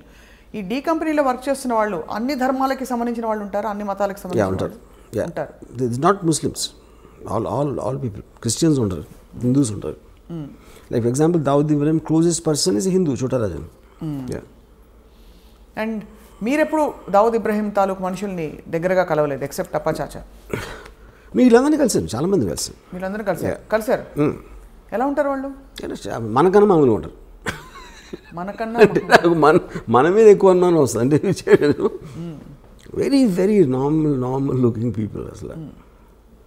So ఈ సినిమా షూటింగ్కి సంబంధించి వర్మ గారు, షూటింగ్ మొత్తం ఇది డీ కంపెనీ ముంబై చుట్టూ తిరగవలసిన కథ. మీరు ఎక్కడో ముంబై కాకుండా ఇతర ప్లేసెస్లో షూట్ చేశారు. ఎందుకంటే 80s ముంబై అనేది ముంబైలో ఉండడానికి ఛాన్సే లేదు. ఎందుకంటే Mumbai it's very very expensive place. ఉన్న రియల్ ఎస్టేట్ అంతా మార్చేస్తారు బిల్డింగ్లు కట్టేసి. సో 1980లో ఉన్న అట్మాస్ఫియర్ బాంబేలో దొరకడం ఇంపాసిబుల్. సో కొన్ని నేను గోవాలో చేశాను అలాంటిది రీప్లేస్ చేయడానికి, కొన్ని షాట్ ఇన్ హైదరాబాద్. ఈ సినిమా తీయడం వల్ల మీకు అనేక చోట్ల నుంచి ఒక విధమైన రిస్క్ కాదు, ఒక విధమైన అన్కంఫర్టబుల్ సిచ్యువేషన్. ఒకటి, చాలామంది సివిలియన్ రైట్స్ కోసం పోరాడుతున్న వాళ్ళు, దేశభక్తున్న వాళ్ళు ఎవరైనా సరే ఇప్పుడు ఒక గ్యాంగ్స్టర్ మీద మీరు సినిమా తీసి ఏం ప్రూవ్ చేద్దాం అనుకుంటున్నారు, ఇతను తప్ప ఎవరు దొరకలేదా అని ప్రశ్నించే వాళ్ళు ఉంటారు. సరే, అది క్రిటిసిజం. రెండోది, మీరు ఒక ఇలాంటి ఒక క్రిమినల్, మన దేశానికే ముప్పు తెచ్చిపెట్టిన ఒక క్రిమినల్ని ఈ విధంగా మీరు సినిమా తీసే అంతగా గ్లోరిఫై చేస్తారా అని చెప్పి మీకు అఫీషియల్గా కేంద్రం నుంచి అనేక చోట్ల నుంచి ఉన్న సర్కార్ వల్ల మీకు అనేక విధాల డిసప్రూవల్ వస్తుంది. తెలిసి కూడా ఈ సినిమా తీయాలి, దీన్ని వెబ్ సిరీస్గా కూడా తీయాలని చెప్పి అనుకోవడంలో ఆంతర్యం ఏంటంటే, ఇప్పుడు పాయింట్ ఏంటంటే క్రైమ్ అనేది it's a fascinating thing for everybody. ఎందుకంటే మీరు పొద్దున్న టీవీలో న్యూస్ చూసినా సరే, పేపర్ చదివినా సరే, మ్యాక్సిమం 80% క్రైమ్ న్యూస్ కవర్ చేస్తారు. ఇవాళ మొత్తం వెబ్ సిరీస్లో the most famous is Narcos, which is do with gangsters and అన్వర్డ్. ఓకే, సో ఇన్హెరెంట్గా మనకున్న బోరింగ్ లైఫ్స్ నుంచి we're always attracted to study and understand or relish such people. So the attraction towards violent people, including Mahabharatam. See, Mahabharatam also, they're not gods, no, they're power politics and they use lot of violence and God, but Krishna ఏం చేశాడు? He was facilitating the war. అది మనుషులకి మంచి చేయడానికి ఏం చేయలేదు కదా కృష్ణుడు అక్కడ. మహాభారతం కాన్సెప్ట్ అని చెప్పి ధర్మ సంస్థాపనార్థాయ సంభవామి యుగే యుగే. అదే బట్ ధర్మ సంస్థాపన రావడానికి ఫస్ట్ ఆఫ్ ఆల్ దేవుడే సృష్టించినప్పుడు కౌరవులు ఎందుకు సృష్టించడం? అసలు ముందు నుంచే పాండవులను పెట్టచ్చు కదా. పాండవుల్ని కౌరవుల్ని క్రియేట్ చేసి అంతమందిని చంపి వార్లు క్రియేట్ చేసి అంతమందిని దుఃఖంలో పెట్టేసి దాని తర్వాత ధర్మ సంస్థాపన ఏంటి? ఇంకా ముందే పెట్టచ్చు కదా. ముందే అసలు చెడ్డవాళ్ళు లేకుండా అదే కదా దేవుడికి అంత పవర్ ఉండేది. చెడ్డవాళ్ళు ఎందుకు సృష్టించాలంటున్నాం అంటే ఇలా జరిగితే ఇలా ఉంటాయి పర్యవసానాలని మనిషికి చెప్పడానికి ఈ యుగంలో చెప్పాల్సిన అవసరం ఉంది. ముందు నుంచి మంచి పేరు అయిపోయింది కదా పని. సో మీరైతే మహాభారతాన్ని కూడా జస్టిఫై చేయట్లేదు ఇక్కడ. Mahabharatam is just about power politics. Ramayanam can have a moral thing. తమ్ముడు అన్నని గౌరవించాలి, భార్యనిలా చూసుకోవాలి, పరిస్థితిని చూడకూడదు, ఇలాంటి కొన్ని మారల్ ఆస్పెక్ట్స్ అనేది రామాయణంలో ఉన్నాయి. I don't think Mahabharatam is anything to that. Mahabharatam అయితే so what are you trying to say? Mahabharatam కూడా ఒక విధమైన Mahabharatam is about power politics. So you see more like it is like an underworld. అంటే అండర్వరల్డ్ అంటే ఏంటి మీకు చెప్పేది? ఇప్పుడు ఆ టైంలో ఫ్యూడల్ వ్యవస్థలో రాజులు ఉన్నప్పుడు డిక్టేటర్షిప్స్, అది ఎవరికి బలం ఉంటే వాడే గెలుస్తాడు. సేమ్ థింగ్ క్రైమ్ ఆర్గనైజేషన్లో కూడా బలం plays a big role in that. It's about violent physical power. మీరు సివిలైజ్ సొసైటీ వచ్చినప్పుడు లాస్ ఉంటాయి, రూల్స్ ఉంటాయి, వాటి బట్టి నడుస్తాం. కాబట్టి ఏ ఒక్క వ్యక్తికి అంత పవర్ ఉండకూడదు అనే దాంట్లో ఒక ప్యారలల్ సిస్టమ్స్ వస్తాయి. అప్పుడు under world main thing. Mahabharatam టైంలో ఫ్యూడల్ టైం, మహాభారతం అని ఒకటే అంటలేదు. రాజుల టైంలో బలం ఉన్నోడిదే రాజ్యం అన్నదానికి ఒక క్రిమినల్ ఆర్గనైజేషన్కి ఏమీ డిఫరెన్స్ లేదు. సో మొత్తం మీద వర్మ గారు ఈ సినిమా కాస్టింగ్లో కానీ కీలకమైన పాత్రధారుల్లో మీరు ఏమన్నా ప్రత్యేకమైన బాడీ లాంగ్వేజ్ ఇవన్నీ స్టడీ చేయడానికి మీ రీసెర్చ్ కానీ ఎక్కడి నుంచి దొరికింది? బికాస్ దావుద్ ఇబ్రాహీంకి సంబంధించి 1-2 ఫోటోలు తప్ప ప్రపంచం ఆయన చూడలేదు సరే. అండ్ ఇంకొక సూట్ సరే ఇది అయ్యాక రెండో సూటి ప్రశ్న. సో మీరు ఎక్కడి నుంచి చేశారు ఈ రీసెర్చ్ అంతా కూడా to make people believe that this is perhaps what Dawood Ibrahim look like? See anybody ఒక మనిషి ఫర్ ఎగ్జాంపుల్ నేను when I did on Veerappan you know నేను సినిమా తీసే టైంకి వీరప్పన్ పోయి ఆల్రెడీ 10 ఏళ్ళు అయిపోయాయి ఆర్ మోర్. సో ఏది మీరు చేసినా in the research most authentic sources మీకు సాధ్యమైనంత వరకు. ఇప్పుడు నిజం అనేది బిలీవబుల్గా ఉండాలి. నిజం అనేది ఎవరికి తెలియదు ఎప్పటికీ, ఎందుకంటే మీరు ఆ టైంలో మీరు లేరు, అది చేసినప్పుడు మీరు లేరు. అలాంటప్పుడు మీరు రిపోర్ట్ చేసిన, ఒక కథ రాసిన, ఒక కాలం రాసిన, సినిమా తీసిన, the way your piecing it together it should sound truthful you know. So ఇప్పుడు నేను సపోజ్ 5 అడిగినాను అనుకోండి దావుద్ ఇబ్రాహీం గురించి, 5 వర్షన్స్ చెప్తున్నారు అతను ఎలాంటి అతను. ఒక 3 చెప్పండి మాకు. అంటే ఒకడేమో అసలు నాకు అది చాలా పిరికోడు అండి, మీడియా చేసింది, అసలు అడిగి ఏమీ లేదు అని చెప్పాడు ఒకడు. ఇంకోడు అంత తెలివైనడు అసలు ప్రపంచంలో ఉన్నాడు అని చెప్పాడు ఒకడు. ఇంకోడేమో అసలు తన చేతికి మట్టకుండా చేస్తాడు, అసలు చాలా పెద్ద మ్యానిపులేటర్ అని చెప్పాడు. ఇంకోడెవడో అసలు అంత దావుద్ ఇబ్రాహీం పేరు మీద చేశారని వేరే వాళ్ళు, అతని ఏదో అమాయకుడు అని చెప్పాడు. ఇంకోడేమో అసలు అంతకన్నా డేంజరస్ మనిషి అసలు ప్రపంచంలో అని చెప్పాడు. సో ఈ 5 వేరే పాయింట్స్. నా పాయింట్ ఏంటంటే అతను ఈ 5 కాకపోవచ్చు, 5 కూడా అవ్వచ్చు, ఏది డిపెండింగ్ ఆన్ ద టైం. ఎవరు ఏ పరిస్థితుల్లో కలిశారు, ఎప్పుడు కలిశారు అన్న దాని మీద మనకి మనుషుల మీద ఇంప్రెషన్స్ ఫామ్ అవుతాయి. అవును, కరెక్ట్. మీరు క్యారెక్టరైజేషన్ ఇస్తున్నప్పుడు ఎవరేం చెప్పినా కూడా దావుద్ ఇబ్రాహీం గొంతు సన్నగా ఉందనుకోండి, క్యా బేటా కైసా హై అని ఉందనుకోండి, ఒక పెద్ద గ్యాంగ్స్టర్ని మీరు అలా చూపించలేరు, గంభీరంగా చూపించాలి. ఒకలాంటి ఒక లుక్, ఒక విధమైన ఏం చెప్పాలి, ఒక హీరోయిక్ ఇది కల్పించక తప్పదు. ఎందుకంటే మనకు తెలిసిన దావుద్ ఇబ్రాహీం ఆయన చాలా గ్లామరస్, పార్టీ లవింగ్ పర్సన్ అని రకరకాల విషయాలు తెలుస్తుంటాయి. సో ఇవన్నీ ఎలా మీరు సమకూర్చారని అది సిద్ధం చేయి. అప్పుడు మీరు మాట్లాడుతున్నప్పుడు ఎవరితో అయితే మీరు మాట్లాడుతున్నారో వాళ్ళు చెప్పే డీటెయిల్స్ కొన్ని ఉంటాయి. ఆ డీటెయిల్స్ ఎవరు మామూలు ఎవరు చెప్పలేరు డైరెక్ట్గా. ఉదాహరణకి నేను ఈ అప్పా చాచాని, ఈ సాబిర్ని చంపేసినప్పుడు ఫాదర్ ఎట్లా రియాక్ట్ అయ్యాను. ఫాదర్ హెడ్ కానిస్టేబుల్, చుప్చాప్ కోనేమే బయటికి అయినా, జస్ట్ రూమ్లో మూల కూర్చుని ఉండిపోయాలి, ఎందుకంటే దొంగరి ఏరియాలో జరుగుతూనే ఉంటాయి దాన్ని. ఇప్పుడు రూమ్లో మూల కూర్చుంటాం అనే డీటెయిల్ నాకు చాలా ఇంట్రెస్టింగ్ అనిపించింది. సెంటర్లో రూమ్ మధ్యలో కూర్చుంటానికి, మూల కూర్చోటానికి ఏదో ఒక తేడా ఉంది అక్కడ యూనో. అంటే ఆల్మోస్ట్ ఎవరి దారిలోకి రాకుండా ఆయన ఒక్కరే కూర్చుని. ఓకే, సో ఆ పాయింట్ ఏంటంటే అప్పుడు చెప్పే విధానంలో ఇలాంటి డీటెయిల్స్ తోటి మనకి ఒక ఇది వస్తుంది యూనో. ఇప్పుడు వీరప్పన్ గురించి నాకు ఒక పోలీస్ ఆఫీసరు ముద్దుమలై ఫారెస్ట్లో ఎప్పుడు కలిసినప్పుడు చెప్పాడు, సరే వీరప్పను పులి మీద తిరుగుతూ ఉంటాడని చెప్పాడు. ఆ మాట చెప్పగానే మనకు ఫస్ట్ పోతుంది ఎవరు అతను, అక్కడ లోకల్ మనిషి, పోలీస్ ఇన్స్పెక్టరు, అయినా కూడా వీరప్పని పులి మీద తిరుగుతాడంటే అది ఒకవేళ నిజంగా తిరిగినా మనం నమ్మం. సో నిజం అనేది నమ్మబుల్గా ఉండాలి, అంతేగాని అది నిజమని కాదు బేసిక్గా. దాని తర్వాత మీరు డాట్స్ కనెక్ట్ చేస్తారు. డాట్స్ కనెక్ట్ చేయటువంటి మీనింగ్ ఏంటంటే అంతకుముందు ఎప్పుడూ చెయ్యని వాడు సడన్గా ఇది ఎలా చేశాడు, దీనికి దానికి మధ్య ఏం జరిగింది అని ఒక వర్షన్ ఉండొచ్చు, ఏం జరిగి ఉంటుందని మీ ఇమాజినేషన్ ఉంటుంది. ఆ ఇమాజినేషన్ మీరు అవతలకి చెప్పినప్పుడు అవునేమో అని ఆడు అంటాడు ఒకసారి. ఎందుకంటే ఇప్పుడు నేను ఉన్నాను అనుకోండి, కొంతమంది నన్ను జీనియస్ అంటారు, కొంతమంది ఏమో పెచ్చోడు అంటారు, కొంతమంది అసలు ఏంటి ఏం మాడతాడు ఆడే వాగుతాడు ఏదో అంటారు. But the point is like ఇందాక నేను చెప్పినట్టు మనలో ప్రతి ఒక్కరికి అలాంటి వేరే వేరే వర్షన్స్ ఉంటాయి. Right. So finally we will decide to believe one version and that will be your film is that will be the truth. Yeah. But ఇతర విషయాలు దావుద్ ఇబ్రహీం వ్యక్తిగత జీవితం గురించి మీరు వీరప్పన్కి ప్రేమ కథ పెట్టారు. ఇప్పుడు ఈ సినిమాలో కూడా అలాంటి ప్రేమాయణాలు with his family.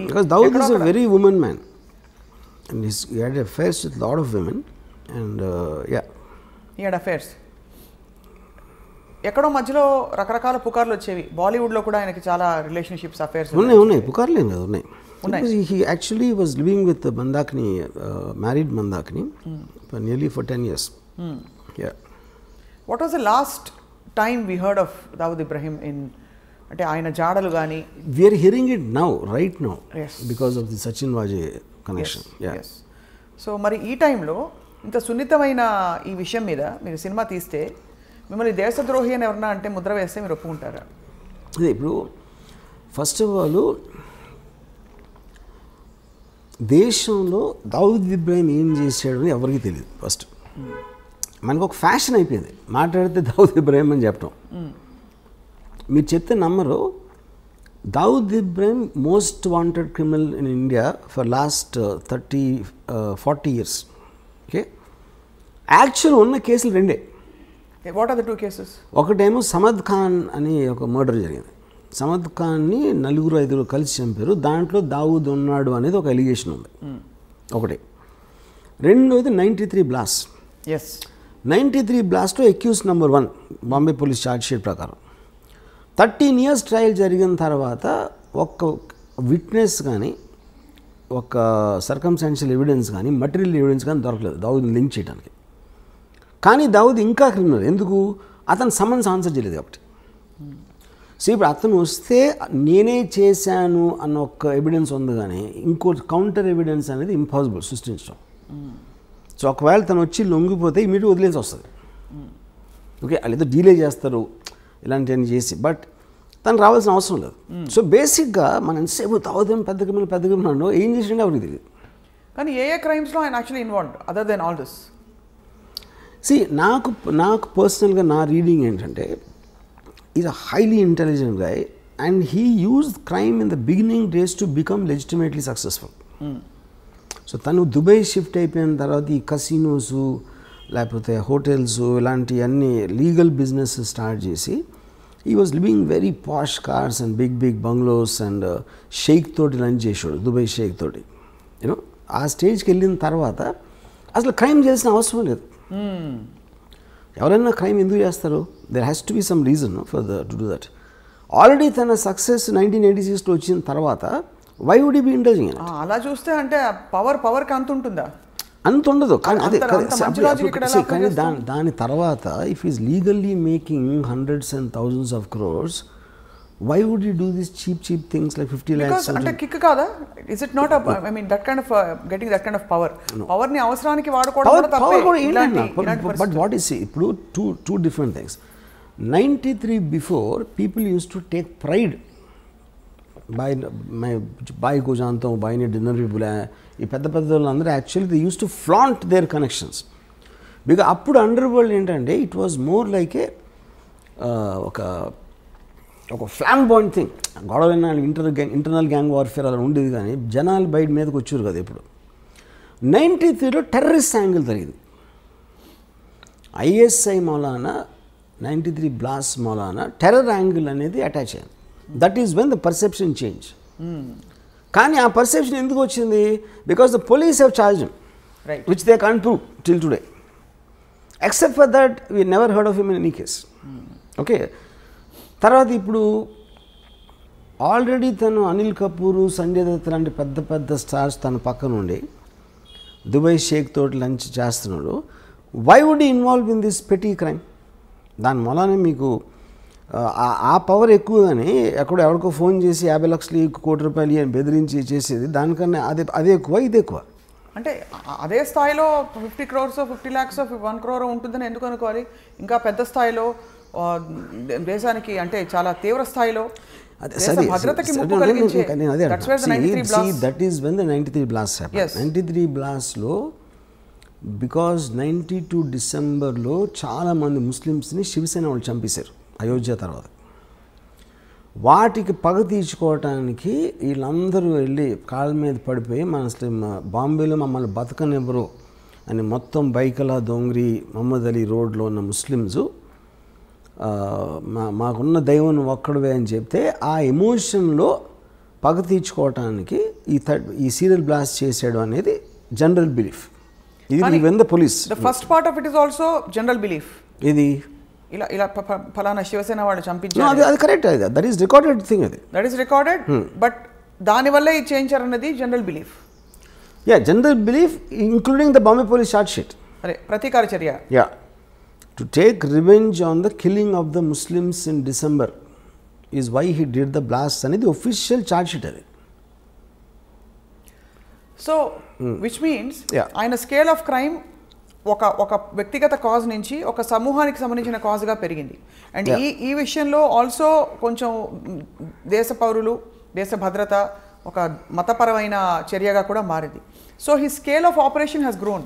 So what is the guarantee? But see, నేను ఒక two things, what Dawood did is different, what the police are saying is different, what I believe is different.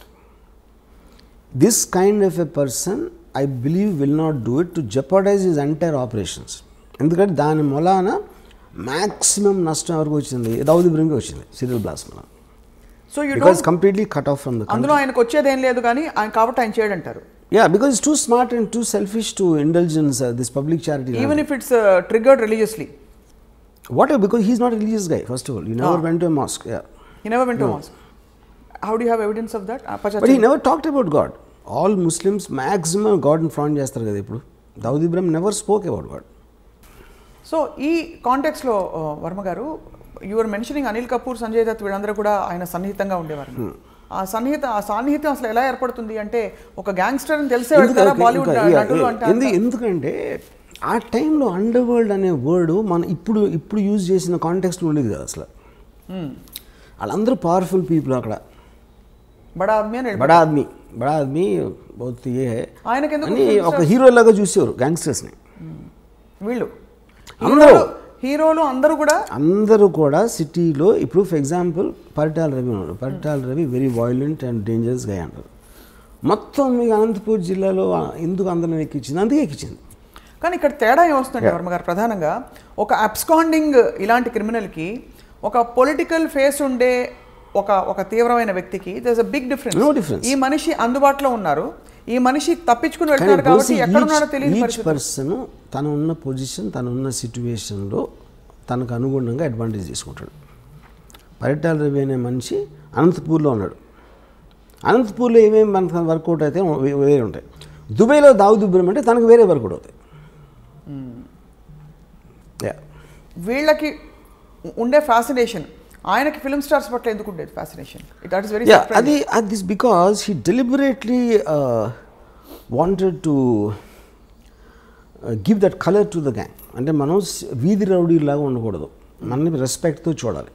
జనాలు రెస్పెక్ట్తో ఎప్పుడు చూస్తారు? రెస్పెక్టబుల్ పీపుల్తో ఉన్నప్పుడు చూస్తారు.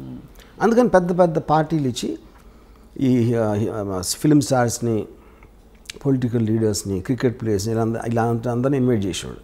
సో వాళ్ళ పక్కన నుంచున్నాడు కాబట్టి తనకు కూడా ఒక లెజిటిమసీ వచ్చేస్తుంది, which is a planned purpose. I did that. Right.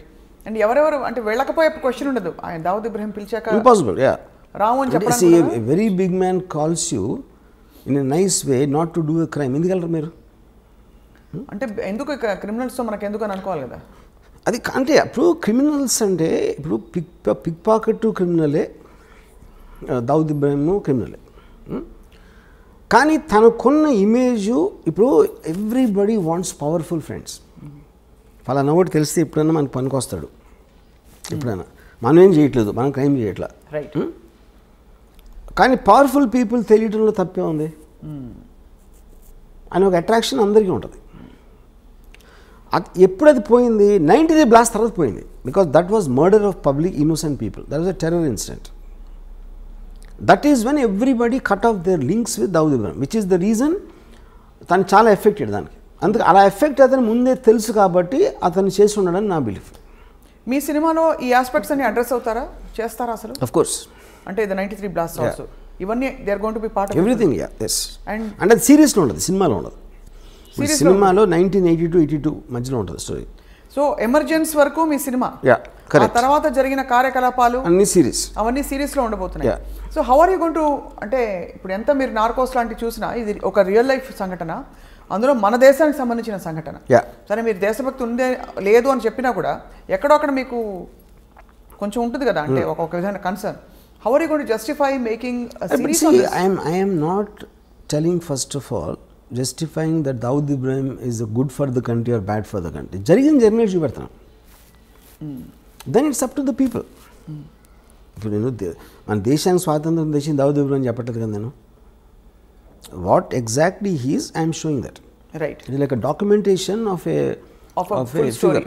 Story that shook up the entire country at one point of time. Right. Ram Gopal Varma గారు, దావుద్ ఇబ్రాహింని ఎప్పుడైనా కలిసే అవకాశం కానీ ఆలోచన కానీ మీకుందా? ఆయనకు ఈ సినిమా తర్వాత ఉంటుంది అనుకుంటారా? I don't think so. ఎందుకంటే Dawood Ibrahim is a highly secretive person. Last మరి ఆ సీక్రెట్స్ అన్ని మీరు బయట పెట్టేస్తున్నారు కదా ఈ సినిమాలో.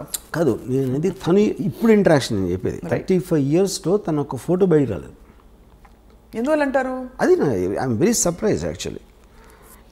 అండ్ ఒక వీడియో క్లిప్ కానీ ఒక ఫోటో కానీ. And also you're wrong in saying that people are searching for him. That's not true. ఒక పాయింట్ ఏంటంటే he is under another name in Pakistan. ఇప్పుడు ఇండియాకి పాకిస్తాన్కి ఎక్స్ట్రాడిషన్ ట్రీటీ లేదు. సో ఇప్పుడు ఫర్ ఎగ్జాంపుల్ తౌబిష్ అని ఒక ముస్లిం ఉన్నాడు అనుకోండి కరాచీలో. వాడు అక్కడే క్రైమ్ చేసి ఆడొచ్చి హైదరాబాద్లో ఉన్నాడు అనుకోండి, మనం పట్టించుకుంటాం. మనం పాకిస్తాన్లో ఎవడో ఏదో చేస్తే మనం ఇప్పుడు క్రైమ్ అనేది ఇప్పుడు జ్యూరిస్డిక్షన్ మన దగ్గర ఉండి మన దగ్గర ఉన్నప్పుడు క్రైమ్ చేయాలి. సో ఎవరు చూడడం లేదంటారు? ఎవరు చూడలేదు. సో ఆయన ఎక్కడైనా ఎయిర్పోర్ట్ లోకి వచ్చి కనిపించలేతే మీ గోవా బీచ్ లో షూటింగ్ సెట్ పక్కన ఇండియాలో ఈజ్ వాంటెడ్ పర్సన్. అదే అడుగుతున్నా, ఇండియాలోనే చెప్పాను హీస్ వాంటెడ్ కదా. ఇండియాలో కాదు, మీరు ప్రపంచం అంతా ఎదుగుతుంది. ప్రపంచం అంతా తిరిగి వెతుకుతున్నారని మన వాళ్ళు. They are going around the world looking for him. No, they're not. They all believe that he is in Pakistan. He is known to be in Pakistan. Yeah. But they can't go into Pakistan, ante. Right. Which is why he is hiding there. But now he is actually in the form of your hero. మీ పాత్రగా ఇప్పుడు తెర ముందుకు వస్తుంది Dawood Ibrahim. So మీ పాత్రని ఇష్టపడతారా జనం? చూసి కష్టపెట్టుకుంటారా? What is your gut feeling? Anybody you see as a human being, you'll always tend to like him. ఎందుకంటే human beings emotion connect అవుతారు. Right. లాజిక్ కనెక్ట్ అవుతారు, రేషనాలిటీ కనెక్ట్ అవుతారు, థాట్ ప్రాసెస్ కనెక్ట్ అవుతారు. ఇప్పుడు మీరు నార్కోస్ చూసారనుకోండి, పబ్లో ఎస్కోబార్ ముందు Dawood Ibrahim is nothing. అంత పబ్లో ఎస్కోబార్ని మనం హ్యూమన్ బీయింగ్గా చూసినప్పుడు మనం ఒక 2 seasons చూసాం కదా వరుస. ఎందుకంటే పబ్లో ఎస్కోబార్ మన లైఫ్ని డైరెక్ట్గా ఇంపాక్ట్ చేసినట్టు మనకు తెలియదు. బట్ వెంచువల్లీ మన లైఫ్ అంటే కంట్రీ కాదు కదా, eventually life. Number of people Pablo Escobar ఒక్కడిని చంపడానికి మొత్తం ప్లేన్ కూల్చాడు పబ్లో ఎస్కోబార్.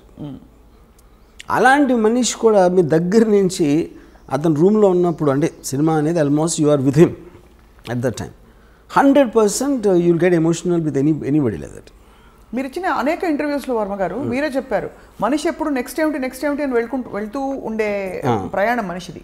ఇప్పుడు ఒక అత్యంత పవర్ఫుల్ అండ్ అత్యంత ఒక డబ్బులుండే పరిస్థితికి వచ్చేసిన ఒక క్రిమినల్ గ్యాంగ్స్టర్ మైండ్లో ఇప్పుడు ప్రపంచం పట్ల, దేశం పట్ల, లేదు మనుషుల పట్ల ఏం ఎమోషన్స్ ఉండుంటాయి, తర్వాత ఆయనకు వారసులు ఉన్నారా, ఇలాంటి డీటెయిల్స్ అన్ని కూడా మనకి బయటపడతాయి. ఒకటి his daughter died because of malaria. అంత పెద్ద క్రిమినల్ కూతుర్ని ఒక దోమ వచ్చి చంపేసింది. ఓకే. ఇంకొక డాటరు మియాందాద్ అనే మన క్రికెట్ ప్లేయర్ గాట్ మ్యారీడ్. ఒక సన్ ఏమో మౌలానా అయిపోయాడు.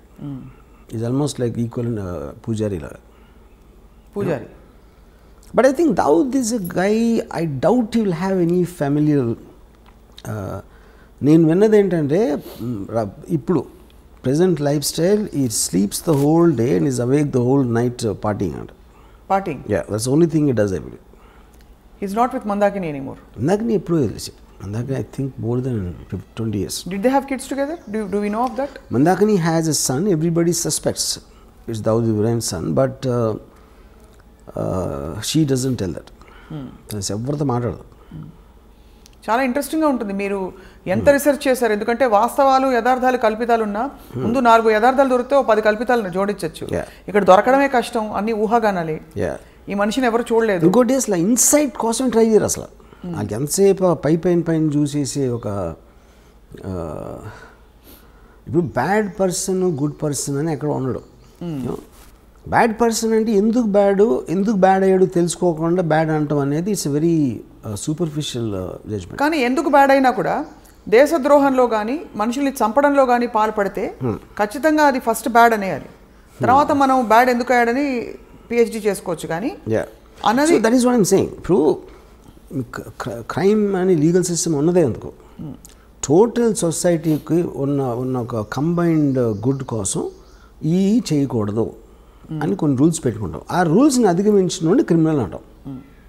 That obviously is going to be. కానీ ఆ రూల్స్ని అడ్డు పెట్టుకుని వేరే వాళ్ళు they might do worse than that because they are smarter in different positions.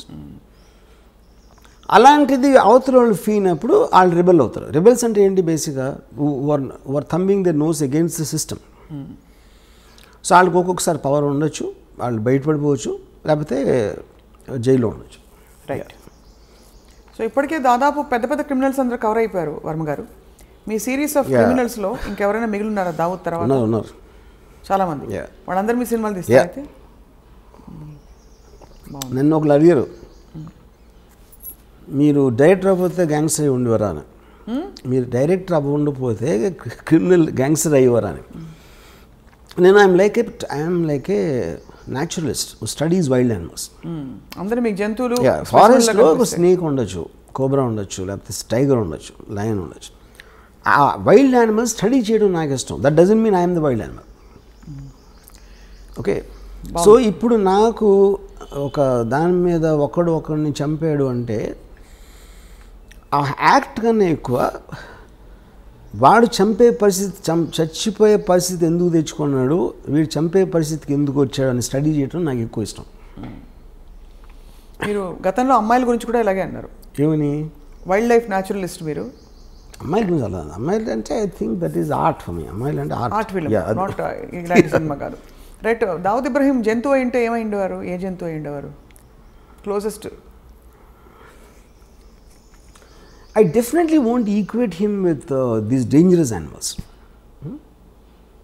Actually, most dangerous animal is human being.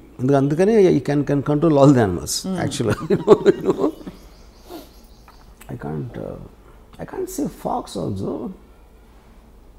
Definitely, I won't equate him neither with a snake nor a tiger.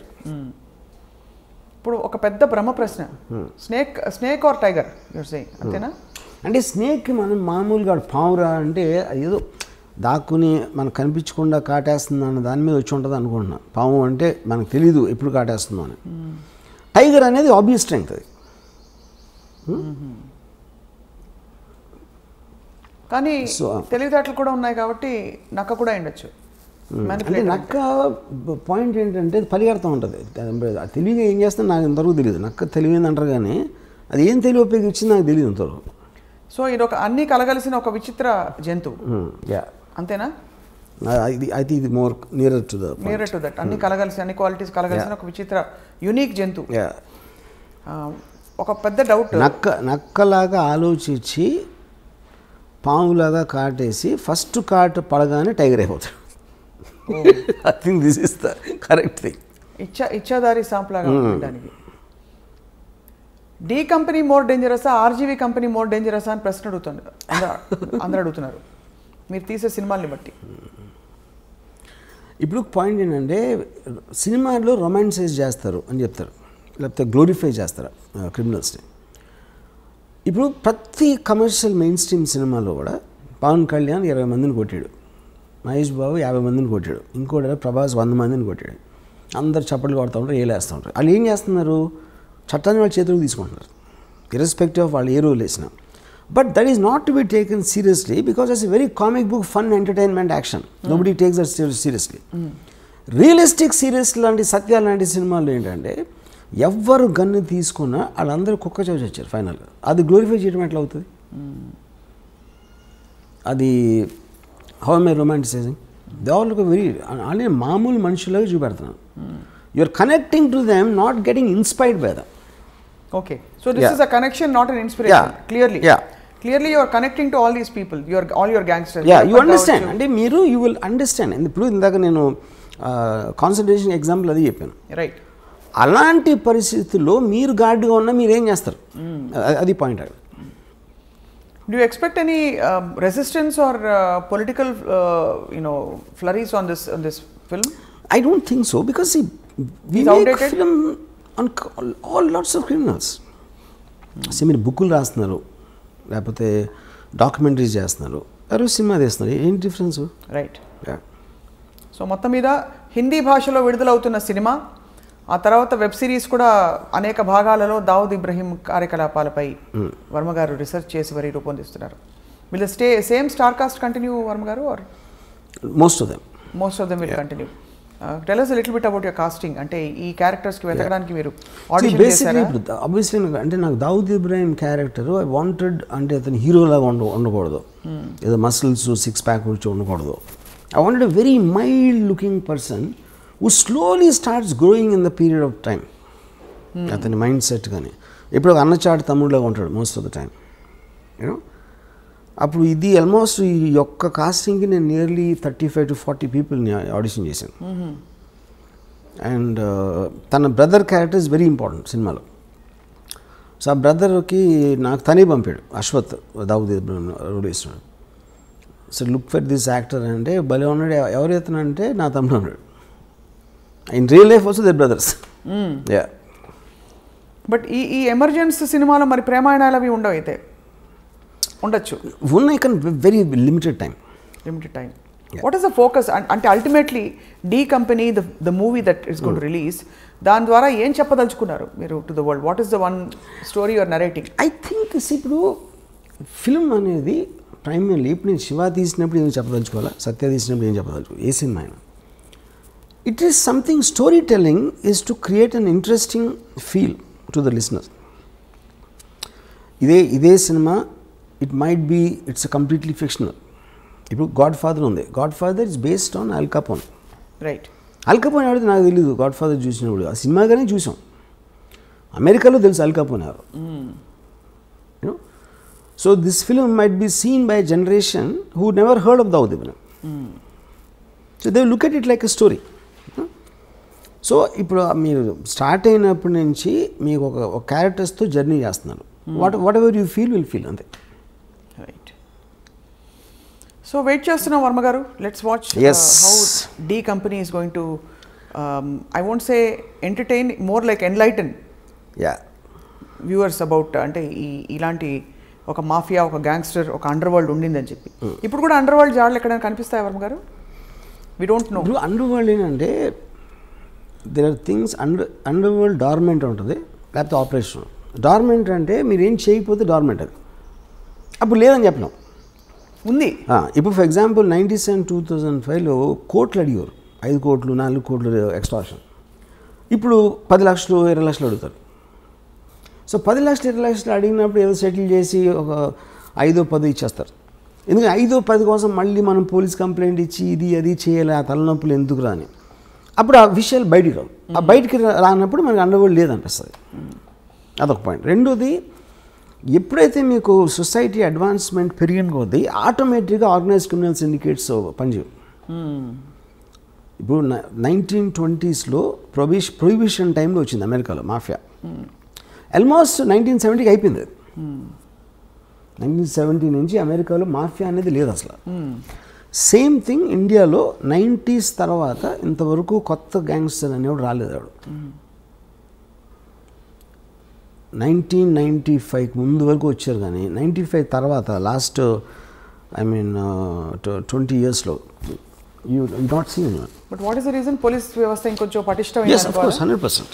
అంటే ఇంకోటి మీకు brand name రావడం కష్టం. ఇప్పుడు brand name ఇండిపెండెంట్గా పేరు లేకుండా ఆయన క్రైమ్ చేయొచ్చు, కానీ డీ కంపెనీ ఫలానా దావుద్ ఇబ్రహీం, ఫలానా అబూ సలీం, ఫలానా చోటా షకీల్ అనేది అది సేమ్ రీజన్. ఫ్యాక్షనిజం కూడా అంతరించిపోవడానికి అదే కారణం. As much as it's unrelated. నిన్న ఇక్కడ మేదీపట్నం దగ్గర జరిగిన హత్య చూసారా? నేను చూడలే. Brutal murder. 2 లాయర్లు ఒక 2 వారాల క్రితం మర్డర్ అయ్యారు. రోడ్డు మీద చూసారా? అంటే వన్ వండర్స్. ఇప్పుడు కూడా అదే సిమిలర్. ఒక పవర్ స్ట్రగుల్లో ఒక వ్యక్తి వచ్చి, అఫ్కోర్స్ అర్ధరాత్రి జరిగింది ఇది, ఇంకో వ్యక్తిని తలపై కటా కర్రేసి కొట్టేసి, అండ్ పొలిటికలీ కనెక్టెడ్ అని వినికిడి. వస్తే ఇంకా ఆఫ్ కోర్స్ ప్రాథమికంగా బయటపడుతున్న విషయాలు, బట్ జస్ట్ నాకు ఇంకోటి ఏంటంటే ఇప్పుడు లాస్ట్ ఫ్యూ ఇయర్స్లో ఈ రోడ్ల మీద చంపడం అనేది ఎన్నో సార్లు చూసాం, మనీ అయిపోయాయి. కానీ నా ఉద్దేశం అది ఎప్పుడు జరుగుతుంది, ఇప్పుడు సెల్ ఫోన్లు మనం తెలుస్తున్నాయి మనకి అని నా ఫీలింగ్. ఇంత దారుణంగా ఎప్పుడు జరిగాయి వర్మ గారు? రకరకాల సెల్ ఫోన్ వీడియోస్ మూలాన మనకు తెలుస్తుంది. యాక్చువల్గా ప్రతి ఓడి చేతిలో వీడియో తీసేసే పరికరం ఉండటం వలన ఇవి బయటకు వస్తున్నాయి. అంతకుముందు ఇలాగే జరుగుతుంది, అది ఉండి కొత్తగా రోడ్డు మీద చంపుదాం అని ఒక fresh batch of thinking, I doubt that is the point. చాలాసార్లు మర్డర్స్ ఎప్పుడు మీ దారిలో ఉన్నప్పుడు, ఎందుకంటే మీ ఇంట్లో ఉన్నప్పుడు ఎక్కడికి వెళ్తున్నప్పుడు కాకుండా ఈ రోడ్లో వస్తాడు అన్న ప్లానింగ్ చాలా ఎక్కువ ఉంటాయి. చాలా ఫ్యాక్షన్ మర్డర్స్ కూడా జరిగినాయి, అదే అండర్ వరల్డ్ కూడా అదే జరుగుతాయి. I think it is cell phones which are making us feel ఏదో ఈ మధ్యన స్టార్ట్ అయినాయి అన్నట్టు. రైట్. యా వర్మ గారు, మీరు పాడిన పాట మా కోసం బిఫోర్ వి వైండ్ అప్, చాలా ఫిలసాఫికల్ పాట, కత్తులతో సావాసం తర్వాత. हम आते हैं खाली हाथ, जाते हैं खाली हाथ. అంతే ఫిలసాఫికల్గా డీప్గా పాడారు. But it is actually quite surprising to see, ఒక సీరియస్ సబ్జెక్ట్కి మీరు ఎంత ఆబ్జెక్టివిజం, ఎక్కడ ఎమోషన్ ఇంటర్ఫియర్ కాకుండా ఆబ్జెక్టివ్గా ఒక కథని కథగా చూసి, ఒక వాస్తవాన్ని ఎన్ని అవాంతరాలు, సవాళ్ళు, క్వశ్చన్స్, క్రిటిసిజం వస్తాయని తెలిసి కూడా మీరు నేను చేసేది చేసి తీరుతానని చెప్పి మరొకసారి ప్రూవ్ చేశారు. సో ఈ సినిమా అదే స్థాయిలో ఉంది. సో నేను ఇందాక చెప్దామని మర్చిపోయాను. నాకు ఇప్పుడు నేను క్రిమినల్ అవ్వలేను, ఇప్పుడు అవ్వను. కానీ క్రిమినల్ ఆర్గనైజేషన్ ఎవడన్నా పెడతానంటే నేను మంచి కన్సల్టెంట్ అవ్వచ్చు. Criminal organisation consultant. అప్పుడు ఎవరెవరు కాదు, ఏ గ్యాంగ్స్టర్స్ ఏ తప్పులు చేశారు అది మనకి రిట్రాస్పెక్ట్లో చూసాం కాబట్టి ఆ కారణాలు అర్థమైనాయి. కాబట్టి ఇలాంటివి చేయకుండా ఉండాలి, ఇలాంటి సజెషన్లు. అలా కాకుండా పోలీసులకి ఇవ్వచ్చు కదా సలహాదారుగా, సలహాలు పోలీసులకి ఇవ్వచ్చు కదా. అంటే కాదు, ఫస్ట్ ఆఫ్ ఆల్ పోలీసులు కూడా ఇస్తాం. పాయింట్ ఏంటంటే పోలీసులు క్రియేట్ జరిగేది క్రిమినల్ ఆర్గనైజేషన్. ఇప్పుడు ఎవడో కొత్తగా కూడా కంపెనీ పెడదాం అనుకుంటున్నాడు, వాడు కన్సల్టెన్సీకి వెళ్తాడు. ఎందుకంటే కన్సల్టెన్సీ ఇలాంటి కంపెనీలు ఎన్నో ఉన్నాయి, వాడి హిస్టరీ ఏంటి, బ్యాక్గ్రౌండ్, ఆ మటీరియల్ అంతా ఆడి దగ్గర ఉంటుంది. ఆడు చెప్తాడు ఏది చేయాలి చేయకూడదని ఏదో సలహాలు వేస్తాడు, which is why it's called consultancy. అది నేను మంచి కన్సల్టెంట్ అవుతాను, కొత్తగా ఎవడన్నా దావుద్ ఇబ్రహీం అవుదాం అనుకుంటే అని. మీరు ఆ సేవల్ని మీరు అందించడానికి సిద్ధంగా ఉన్నారు ఈ రీసెర్చ్ అంతా చేసిన తర్వాత. మీరే ఎందుకు పెట్టరు అసలు? That's the whole point. My interest is to study the criminal psychology. తలకాయ నొప్పని చేయరా అంటే అవన్నీ సరే. And I believe it doesn't work. First of all, crime doesn't work 99.9% of the time. ఏదో ఒకళ్ళు ఇద్దరు సక్సెస్ఫుల్ అయిపోయి బయటకు వచ్చేయడానికి ఛాన్స్ ఉంది, కానీ all of them will either die or end up in jail for sure. And you don't like both? Yeah, why should I? I'd rather really study them and make films. Yeah. So మీరు వాళ్ళకంటే తెలివైన వారు, వాళ్ళ కథల్ని వాడుకుని మీ ఇష్టం వచ్చిన పద్ధతిలో మీరు సినిమాలు తీసి మీరు making money, making a name for your self and creating a controversy and remaining in the centre of things when the actual criminal who gave you the story is not around. So most తెలివైన model Ram Gopal Varma గారు. Yes sir. So on that note, criminals వేరే మీద బతుకుతా ఉంటే నేను criminals మీద బతుకుతున్నా. అదే అదే దిగులు వస్తుంది. ఇన్ఫాక్ట్ నాకు ఎవరంటే వై దావుద్ ఇబ్రహీం అంటే because I owe my living to him అని చెప్పి. దావుద్ ఇబ్రహీం అని పుట్టకపోతే నేను గ్యాంగ్స్టర్ సినిమాలు చేయగలిగి ఉండదు. గ్యాంగ్స్టర్ సినిమాలు లేకపోతే అసలు నాకు starting from Siva to Satya to company to D company ఆయన ఒక్కడే స్ఫూర్తి. Underworld came from him. అది నా పాయింట్. సో ఫస్ట్ మీ క్రిమినల్ ఇన్ఫ్లుయెన్స్ మీ మీద ఆయనదే. మీ ఇంట్లో ఫోటో ఉంది, ఆయన పూజ చేసుకుంటారేమో అని. ఫోటో ఏంది, మొత్తం నా మైండ్ అంతా అదే ఉంది. నా హృదయంలో ఉన్నాడు. మీ హృదయంలో ఎవరో వచ్చి ఇప్పుడు మీ ఆఫీస్ మీద దాడి చేస్తారేమో అని భయంగా ఉంది. బాగా తెలుసు అని చెప్పేస్తారేమో మీరు. చాలా మంది నమ్ముతారు అది. మీకు తెలిసినా? యాక్చువల్లీ నేను ఇంకా నమ్ముతున్నాను. అంటే నేను ఇంకా నాకు ఎక్కడో లేలగా డౌట్ ఉంది. అంటే ఈ సినిమా తీయించినవి ఎలాగో ఎంప్లాయర్స్ ఎవరో తెలియదు కదా ఈ మోడల్లో. తెలియదు. ఎవరు పెట్టుబడి పెట్టించి ఆ చిన్న బుజ్జి సరదా వర్మగారి చేతో సినిమా తీయించుకుందామనే సరదా తీర్చుకుంటున్నారేమో అని. సలీం ఫ్రూట్ అనే ఒక ఈజ్ యాక్చువల్లీ చోటా షకీల్స్ బ్రదర్ ఇన్ లా వాడు. అతను కలిసాను బాంబేలో. నేను దావుద్ ఇబ్రహీం గురించి మాట్లాడుతూ ఉంటే తన ఎక్స్ప్రెషన్ అదేంటి చూస్తున్నాడు. అంటే తనకి బాగా క్లోజ్. ఓ తనకు తెలిసిన మనిషి గురించి నేను వీడి దగ్గర వింటున్నాను అనేది మాట ఎక్స్ప్రెషన్. అంటే obviously he has a different vision. అదే ఇప్పుడు యాజ్ ఎ ఫిల్మ్ మేకర్ ఇప్పుడు నేను ఒక చిన్న టైంలో ఒక మనిషి జీవిత కథని నేను ఇంత టైంలో చెప్పాలంటే ఆటోమేటిక్గా ఒక సినిమాటిక్ ఆస్పెక్ట్ ఉంటుంది. దావుద్ ఇబ్రహీం ఎలా మాట్లాడతాడు, ఏం మాట్లాడతాడు ఒక చెప్తాను. అదే లైను తను ఎప్పుడు వినలేదు అనుకోండి, ఈ సలీం ఫ్రూట్ అనేవాడు ఆటోమేటిక్గా look it a very fake thing. ఇప్పుడు Dawood Ibrahim is not educated గా. ఇప్పుడు నేను చాలా ఫిలాసఫికల్గా మాట్లాడుతూ ఉంటే Dawood Ibrahim philosophy, for example నేను ఇవాళ ఒక ట్వీట్ పెట్టాను, I never intended to be a criminal, I'm just using crime to fast track my legitimate success. Dawood Ibrahim అని కోట్ చేశాను. అది 100% దావుద్ ఇబ్రహీం అని నాకు తెలుసు. ఆయనకి ఇంగ్లీష్ వచ్చి ఉండదంతా ఎగ్జాక్ట్లీ ఫ్రేజ్ హిందీలో కూడా అని ఉన్నాడు. కానీ నేను అర్థం చేసుకునేది ఒక స్పిరిచువల్గా పెట్టిన. ఫర్ ఎగ్జాంపుల్ గాంధీ సినిమాలో గాంధీ అన్న ఏ డైలాగ్ కూడా తను ఇప్పుడు అనలేదు లైఫ్ టైంలో. అది రిచర్డ్ యాటన్బర్గ్ స్క్రీన్ ప్లేలో డైలాగ్స్ అయినాయి. సో మీరు ఒక స్పిరిట్ని క్యాప్చర్ చేసినప్పుడు which is what art is about. Art is about what it could be, not about what it is. ఒక మనిషి థాట్ గంటలో చెప్పింది మీరు ఒక కోట్లో వచ్చింది అనుకోండి, ఆ కోట్ ఏంటి పెద్ద స్పీచ్లో ఒకటి వస్తుంది లైన్, మీరు కోట్ ఒక్కటి హైలైట్ చేసినప్పుడు దాని ఇంపాక్ట్ ఎక్కువ ఉంటుంది. అవును. ఇప్పుడు ఆ పెద్ద సీన్లో మళ్ళీ మళ్ళీ దానికి తిరిగి వస్తాను. మీ ఆత్మంతా బయట పెట్టిన ఆ ఒక్క డైలాగ్, ఇతను దొంగగా ఎందుకు మారాడో దాని వెనకాల పెద్ద కథ ఉంది. శ్రీదేవి క్షణం. Actually every criminal will have the very similar story. ఆ స్టార్టింగ్ పాయింట్ అనేది చాలా ఎమోషనల్గా ఉంటుంది without exception. Where is the limit అంటే ఇప్పుడు ఫర్ ఎగ్జాంపుల్ పోవర్టీ ఉంటుంది, 1 కోటి మంది పూర్ పీపుల్ ఉన్నారు అనుకోండి, దాంట్లో క్రిమినల్స్ 10 మంది ఉంటారు, 0.01% క్రిమినల్స్ అవుతారు. సో ద జస్టిఫికేషన్ అనేది మన ఇప్పుడు ఫర్ ఎగ్జాంపుల్ బతుకంతా బానిసగానే ఉండాలి అని ఒకటి ఫిక్స్ అయిపోతాడు. ఇంకో నేను బానిసగా ఎందుకు ఉండాలి అడుగుతాడు. అడిగినప్పుడు అసలు ఈ లాస్ ఈ చట్టాలని వాళ్ళకు అనుకూలంగా రాసుకున్నారు, నేను ఎందుకు దాన్ని పాటించాలి అంటే భయపడి. సో భయపడినంత మాత్రాన నేను బానిసలాగా ఉంటాను, నాకు ఇష్టం లేదు కాబట్టి నేను ఎదురు తిరుగుతాను అంటాడు. అది ఈచ్ పర్సన్. అప్పుడు సొసైటీకి ఉన్న బలంతో వాడు ఎదురుకి తిరిగినప్పుడు వాడిని నొక్కేస్తారు. నొక్కలేకపోతే ఇంకా ఎదుగుతాడు, ఇంకెప్పుడూ నొక్కుతారు, లేకపోతే ఒక్కొక్కసారి నొక్కడానికి ఛాన్స్ ఉండదు. సో ఈ ఎబిరేషన్స్, ఈ కాన్ఫ్లిక్ట్స్ అనేవి మనకు రోజు జరుగుతూ ఉంటాయి. మన ఇన్ని సంవత్సరాలు, ఇన్ని వందల వేల సంవత్సరాలు ఉన్నా కూడా ఇంకా మనం క్రైమ్తో దెబ్బలాడుతున్నాం అంటే అలాంటి మైండ్ సెట్స్ అని ఎప్పుడు పావు. అది పాయింట్. కానీ it also reflects on the system of law and order in the country. అంటే ఇలాంటి ఆఫ్ కోర్స్ మీకు ఎక్కడైనా ఫర్ ఎగ్జాంపుల్ మనకి 2010 వరకు the under world was very very operative in India. 1970లో అమెరికాలో పోయిందని చెప్పిన అన్నారు. So that absolutely depends upon the country's advancement. So ఇప్పుడు భారతదేశం అడ్వాన్స్డా కదా క్రైమ్ని కర్బ్ చేయడం? It might be far more better than Venezuela, maybe Pakistan, maybe some other country, but not as much as America.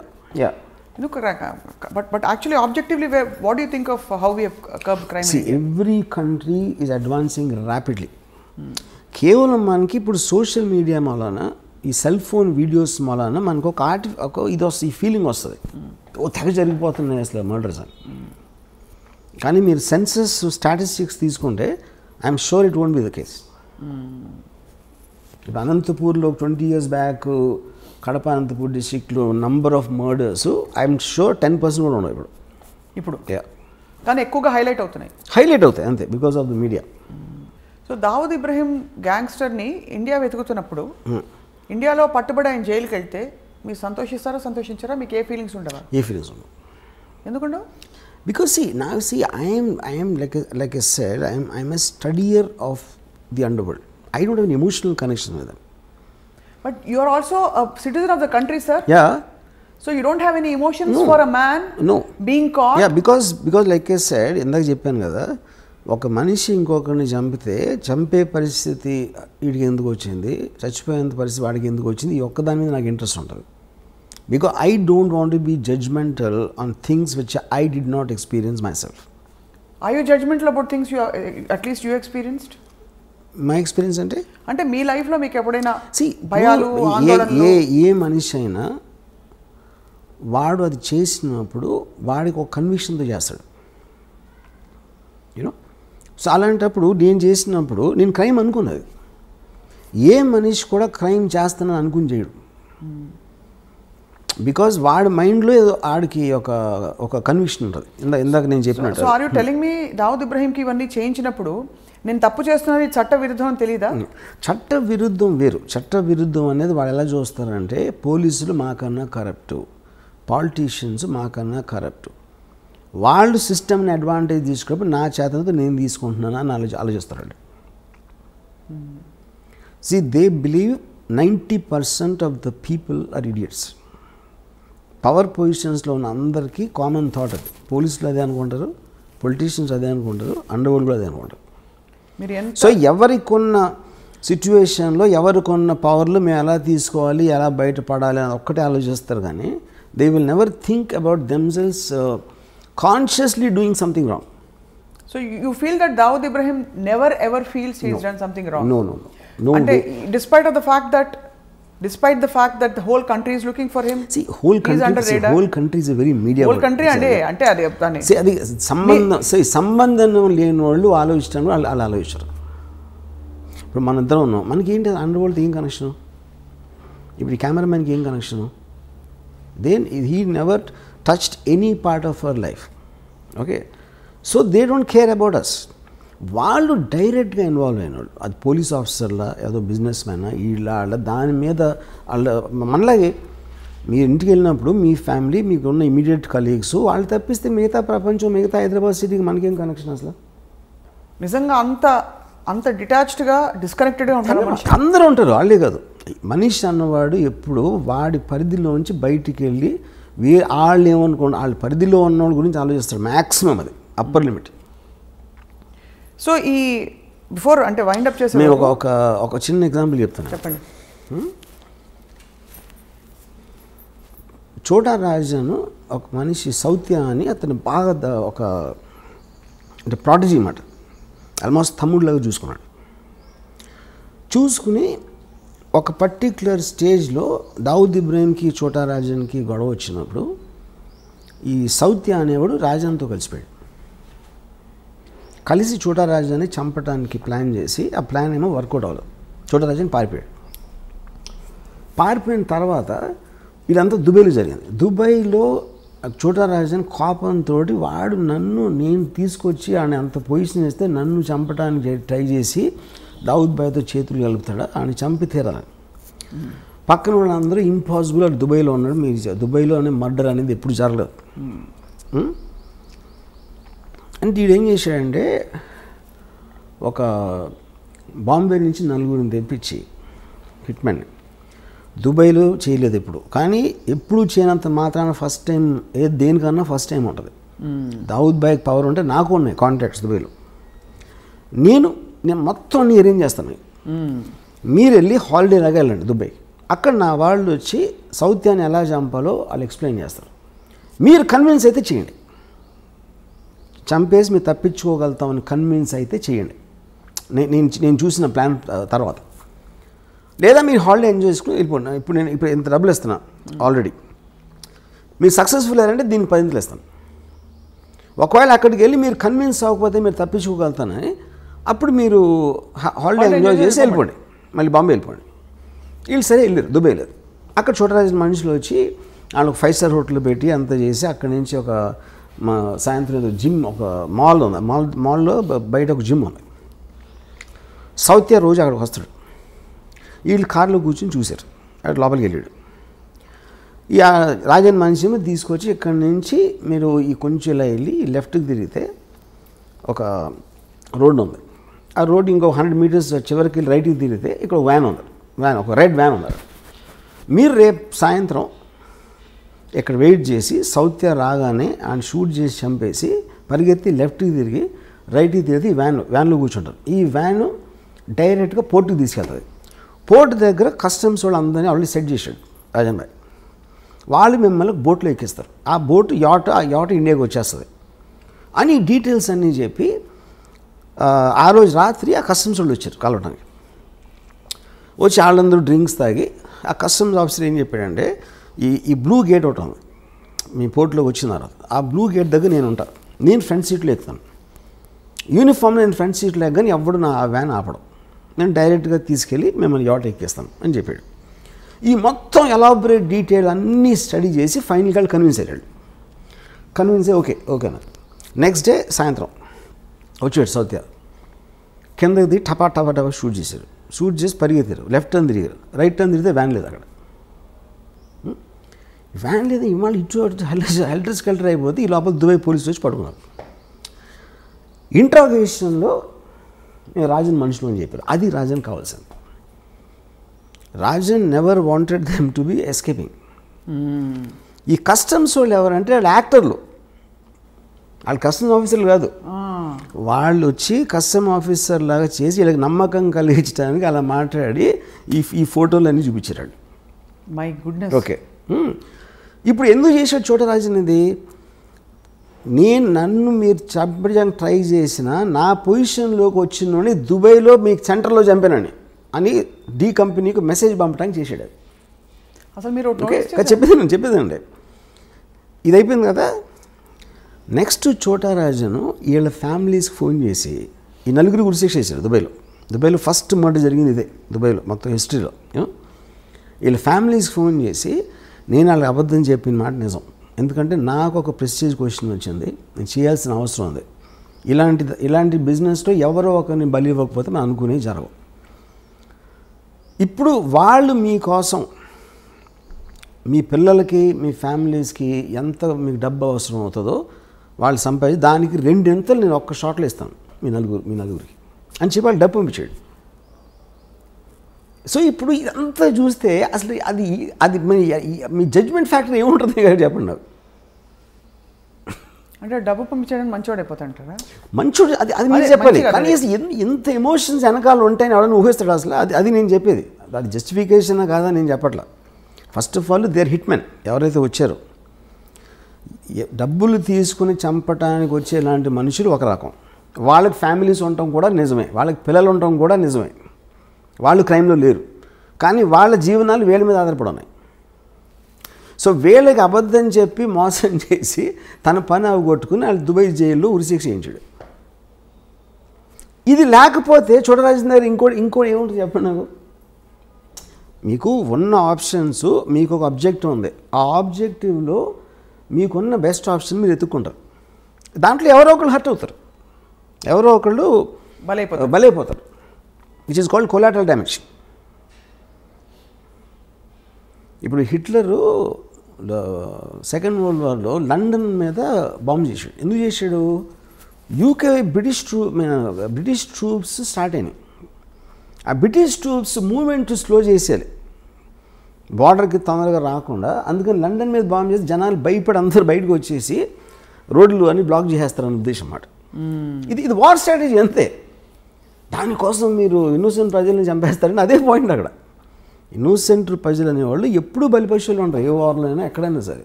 అది 2020 అవ్వచ్చు, లేకపోతే 1720 అవ్వచ్చు. ఇది ఇంకా నేను మీకు ఉరికినాయి మన ఇంటర్వ్యూ కాబట్టి చాలా తక్కువ చెప్పాను. దీని యాక్చువల్ స్టోరీ చెప్తే కింద పడిపోతారు. ఇదంతా మీకు ఎవరు చెప్పారు? Course I have sources. You have your sources. అంటే డైరెక్ట్గా చోటరాజనే పిలిచి కూర్చోబెట్టి మీకు కప్పు కాఫీ ఇచ్చి చెప్పినట్టుగా అంత వివరంగా చెప్పారు. దీన్ని బట్టి ఇంకో విషయం కూడా అర్థమవుతుంది, గ్యాంగ్స్టర్స్కి మంచి స్క్రీన్ ప్లే ఉందని. Of course gangsters constantly drama, వాళ్ళంతా వైలెన్స్ అనేది మనం అనుకున్నది ఎక్కువ జరగదు అక్కడ. Mostly it is mind games. మనకి సినిమాల్లో టపా గన్ షాట్లు అవుతూ ఉంటాయి, కానీ it's not as much as what we think. ఎందుకంటే మీకు వాయిలెన్స్ ఎక్కువ జరిగితే అసలు యాక్చువల్ కంట్రోల్ లేదని అర్థం అవుతుంది.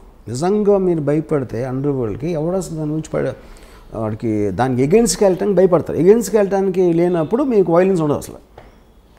ఇలాంటి వ్యక్తులతో తీసిన సినిమాకి మీరు ఆతే హై కాలియాత్ జాతే హై కాలియాత్ అని ఫిలాసఫీ పెట్టేస్తారా? యా కరెక్టే కదా. ఫైనల్గా చూడరాజన్ జైల్లో ఉన్నాడు, ఆళ్ళిపోయారు. ఆతే హై కాలియాత్ జాతే హై కాలియాత్ బీచ్ మే గన్ పకడ్తే హై అంతే. అది స్టోరీ. గన్ ఒకటే కదా కదా పాయింట్. చాలామంది చాలా చేస్తారు, బిజినెస్లో ఓడిపోతారు, పొలిటికల్గా లూజ్ అవ్వచ్చు. People lose all kinds of things, not only the under world. But it is no wonder and no surprise that this is such a fascinating thing for you, because వింటూ ఉంటేనే అసలు ఇప్పుడే మీ సినిమా అంతా యాక్చువల్గా ఈ చోటా Rajan episode it is one of the most striking things I heard. నేను 5% కూడా చెప్పలా యాక్చువల్గా.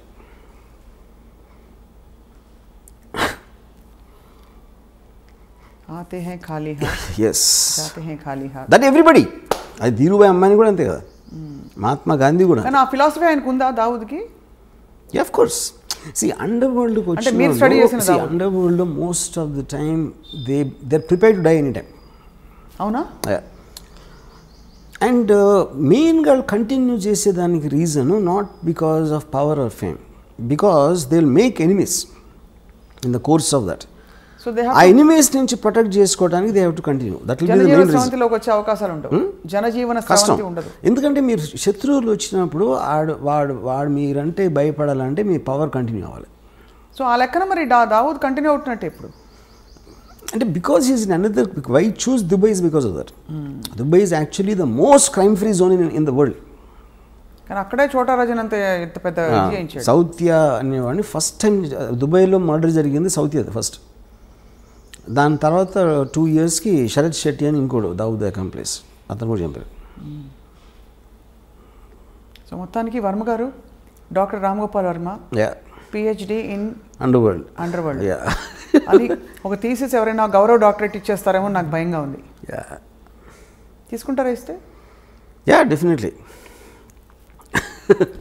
ఓకే రైట్ వర్మ గారు, it was a very interesting conversation. Yes. And waiting for this movie, this film eagerly. And అలాగే మీ పాట వినడానికి కూడా, మీ పాట చాలామందికి ఒక సందేశాత్మక గీతం అవుతుందని చెప్పి, ఒక వేదాంతపరమైన గీతం అవుతుందని చెప్పి ఆశిస్తున్నాను. Thank you for this wonderful interaction. Thanks. Hi, this is Isha Chavla. This is Manara Chopra. Hi, this is Kartikeya. నేను director తేజాని. Press the bell icon for more updates. For more such videos, please subscribe to iDream. For more videos, please subscribe to iDreams. For more videos, please subscribe to iDream. And you're watching iDream Media. Do subscribe to iDream. Subscribe to iDream Media. Do subscribe to iDream Media. Don't forget to subscribe. Click on the button below. Don't forget to subscribe to iDream.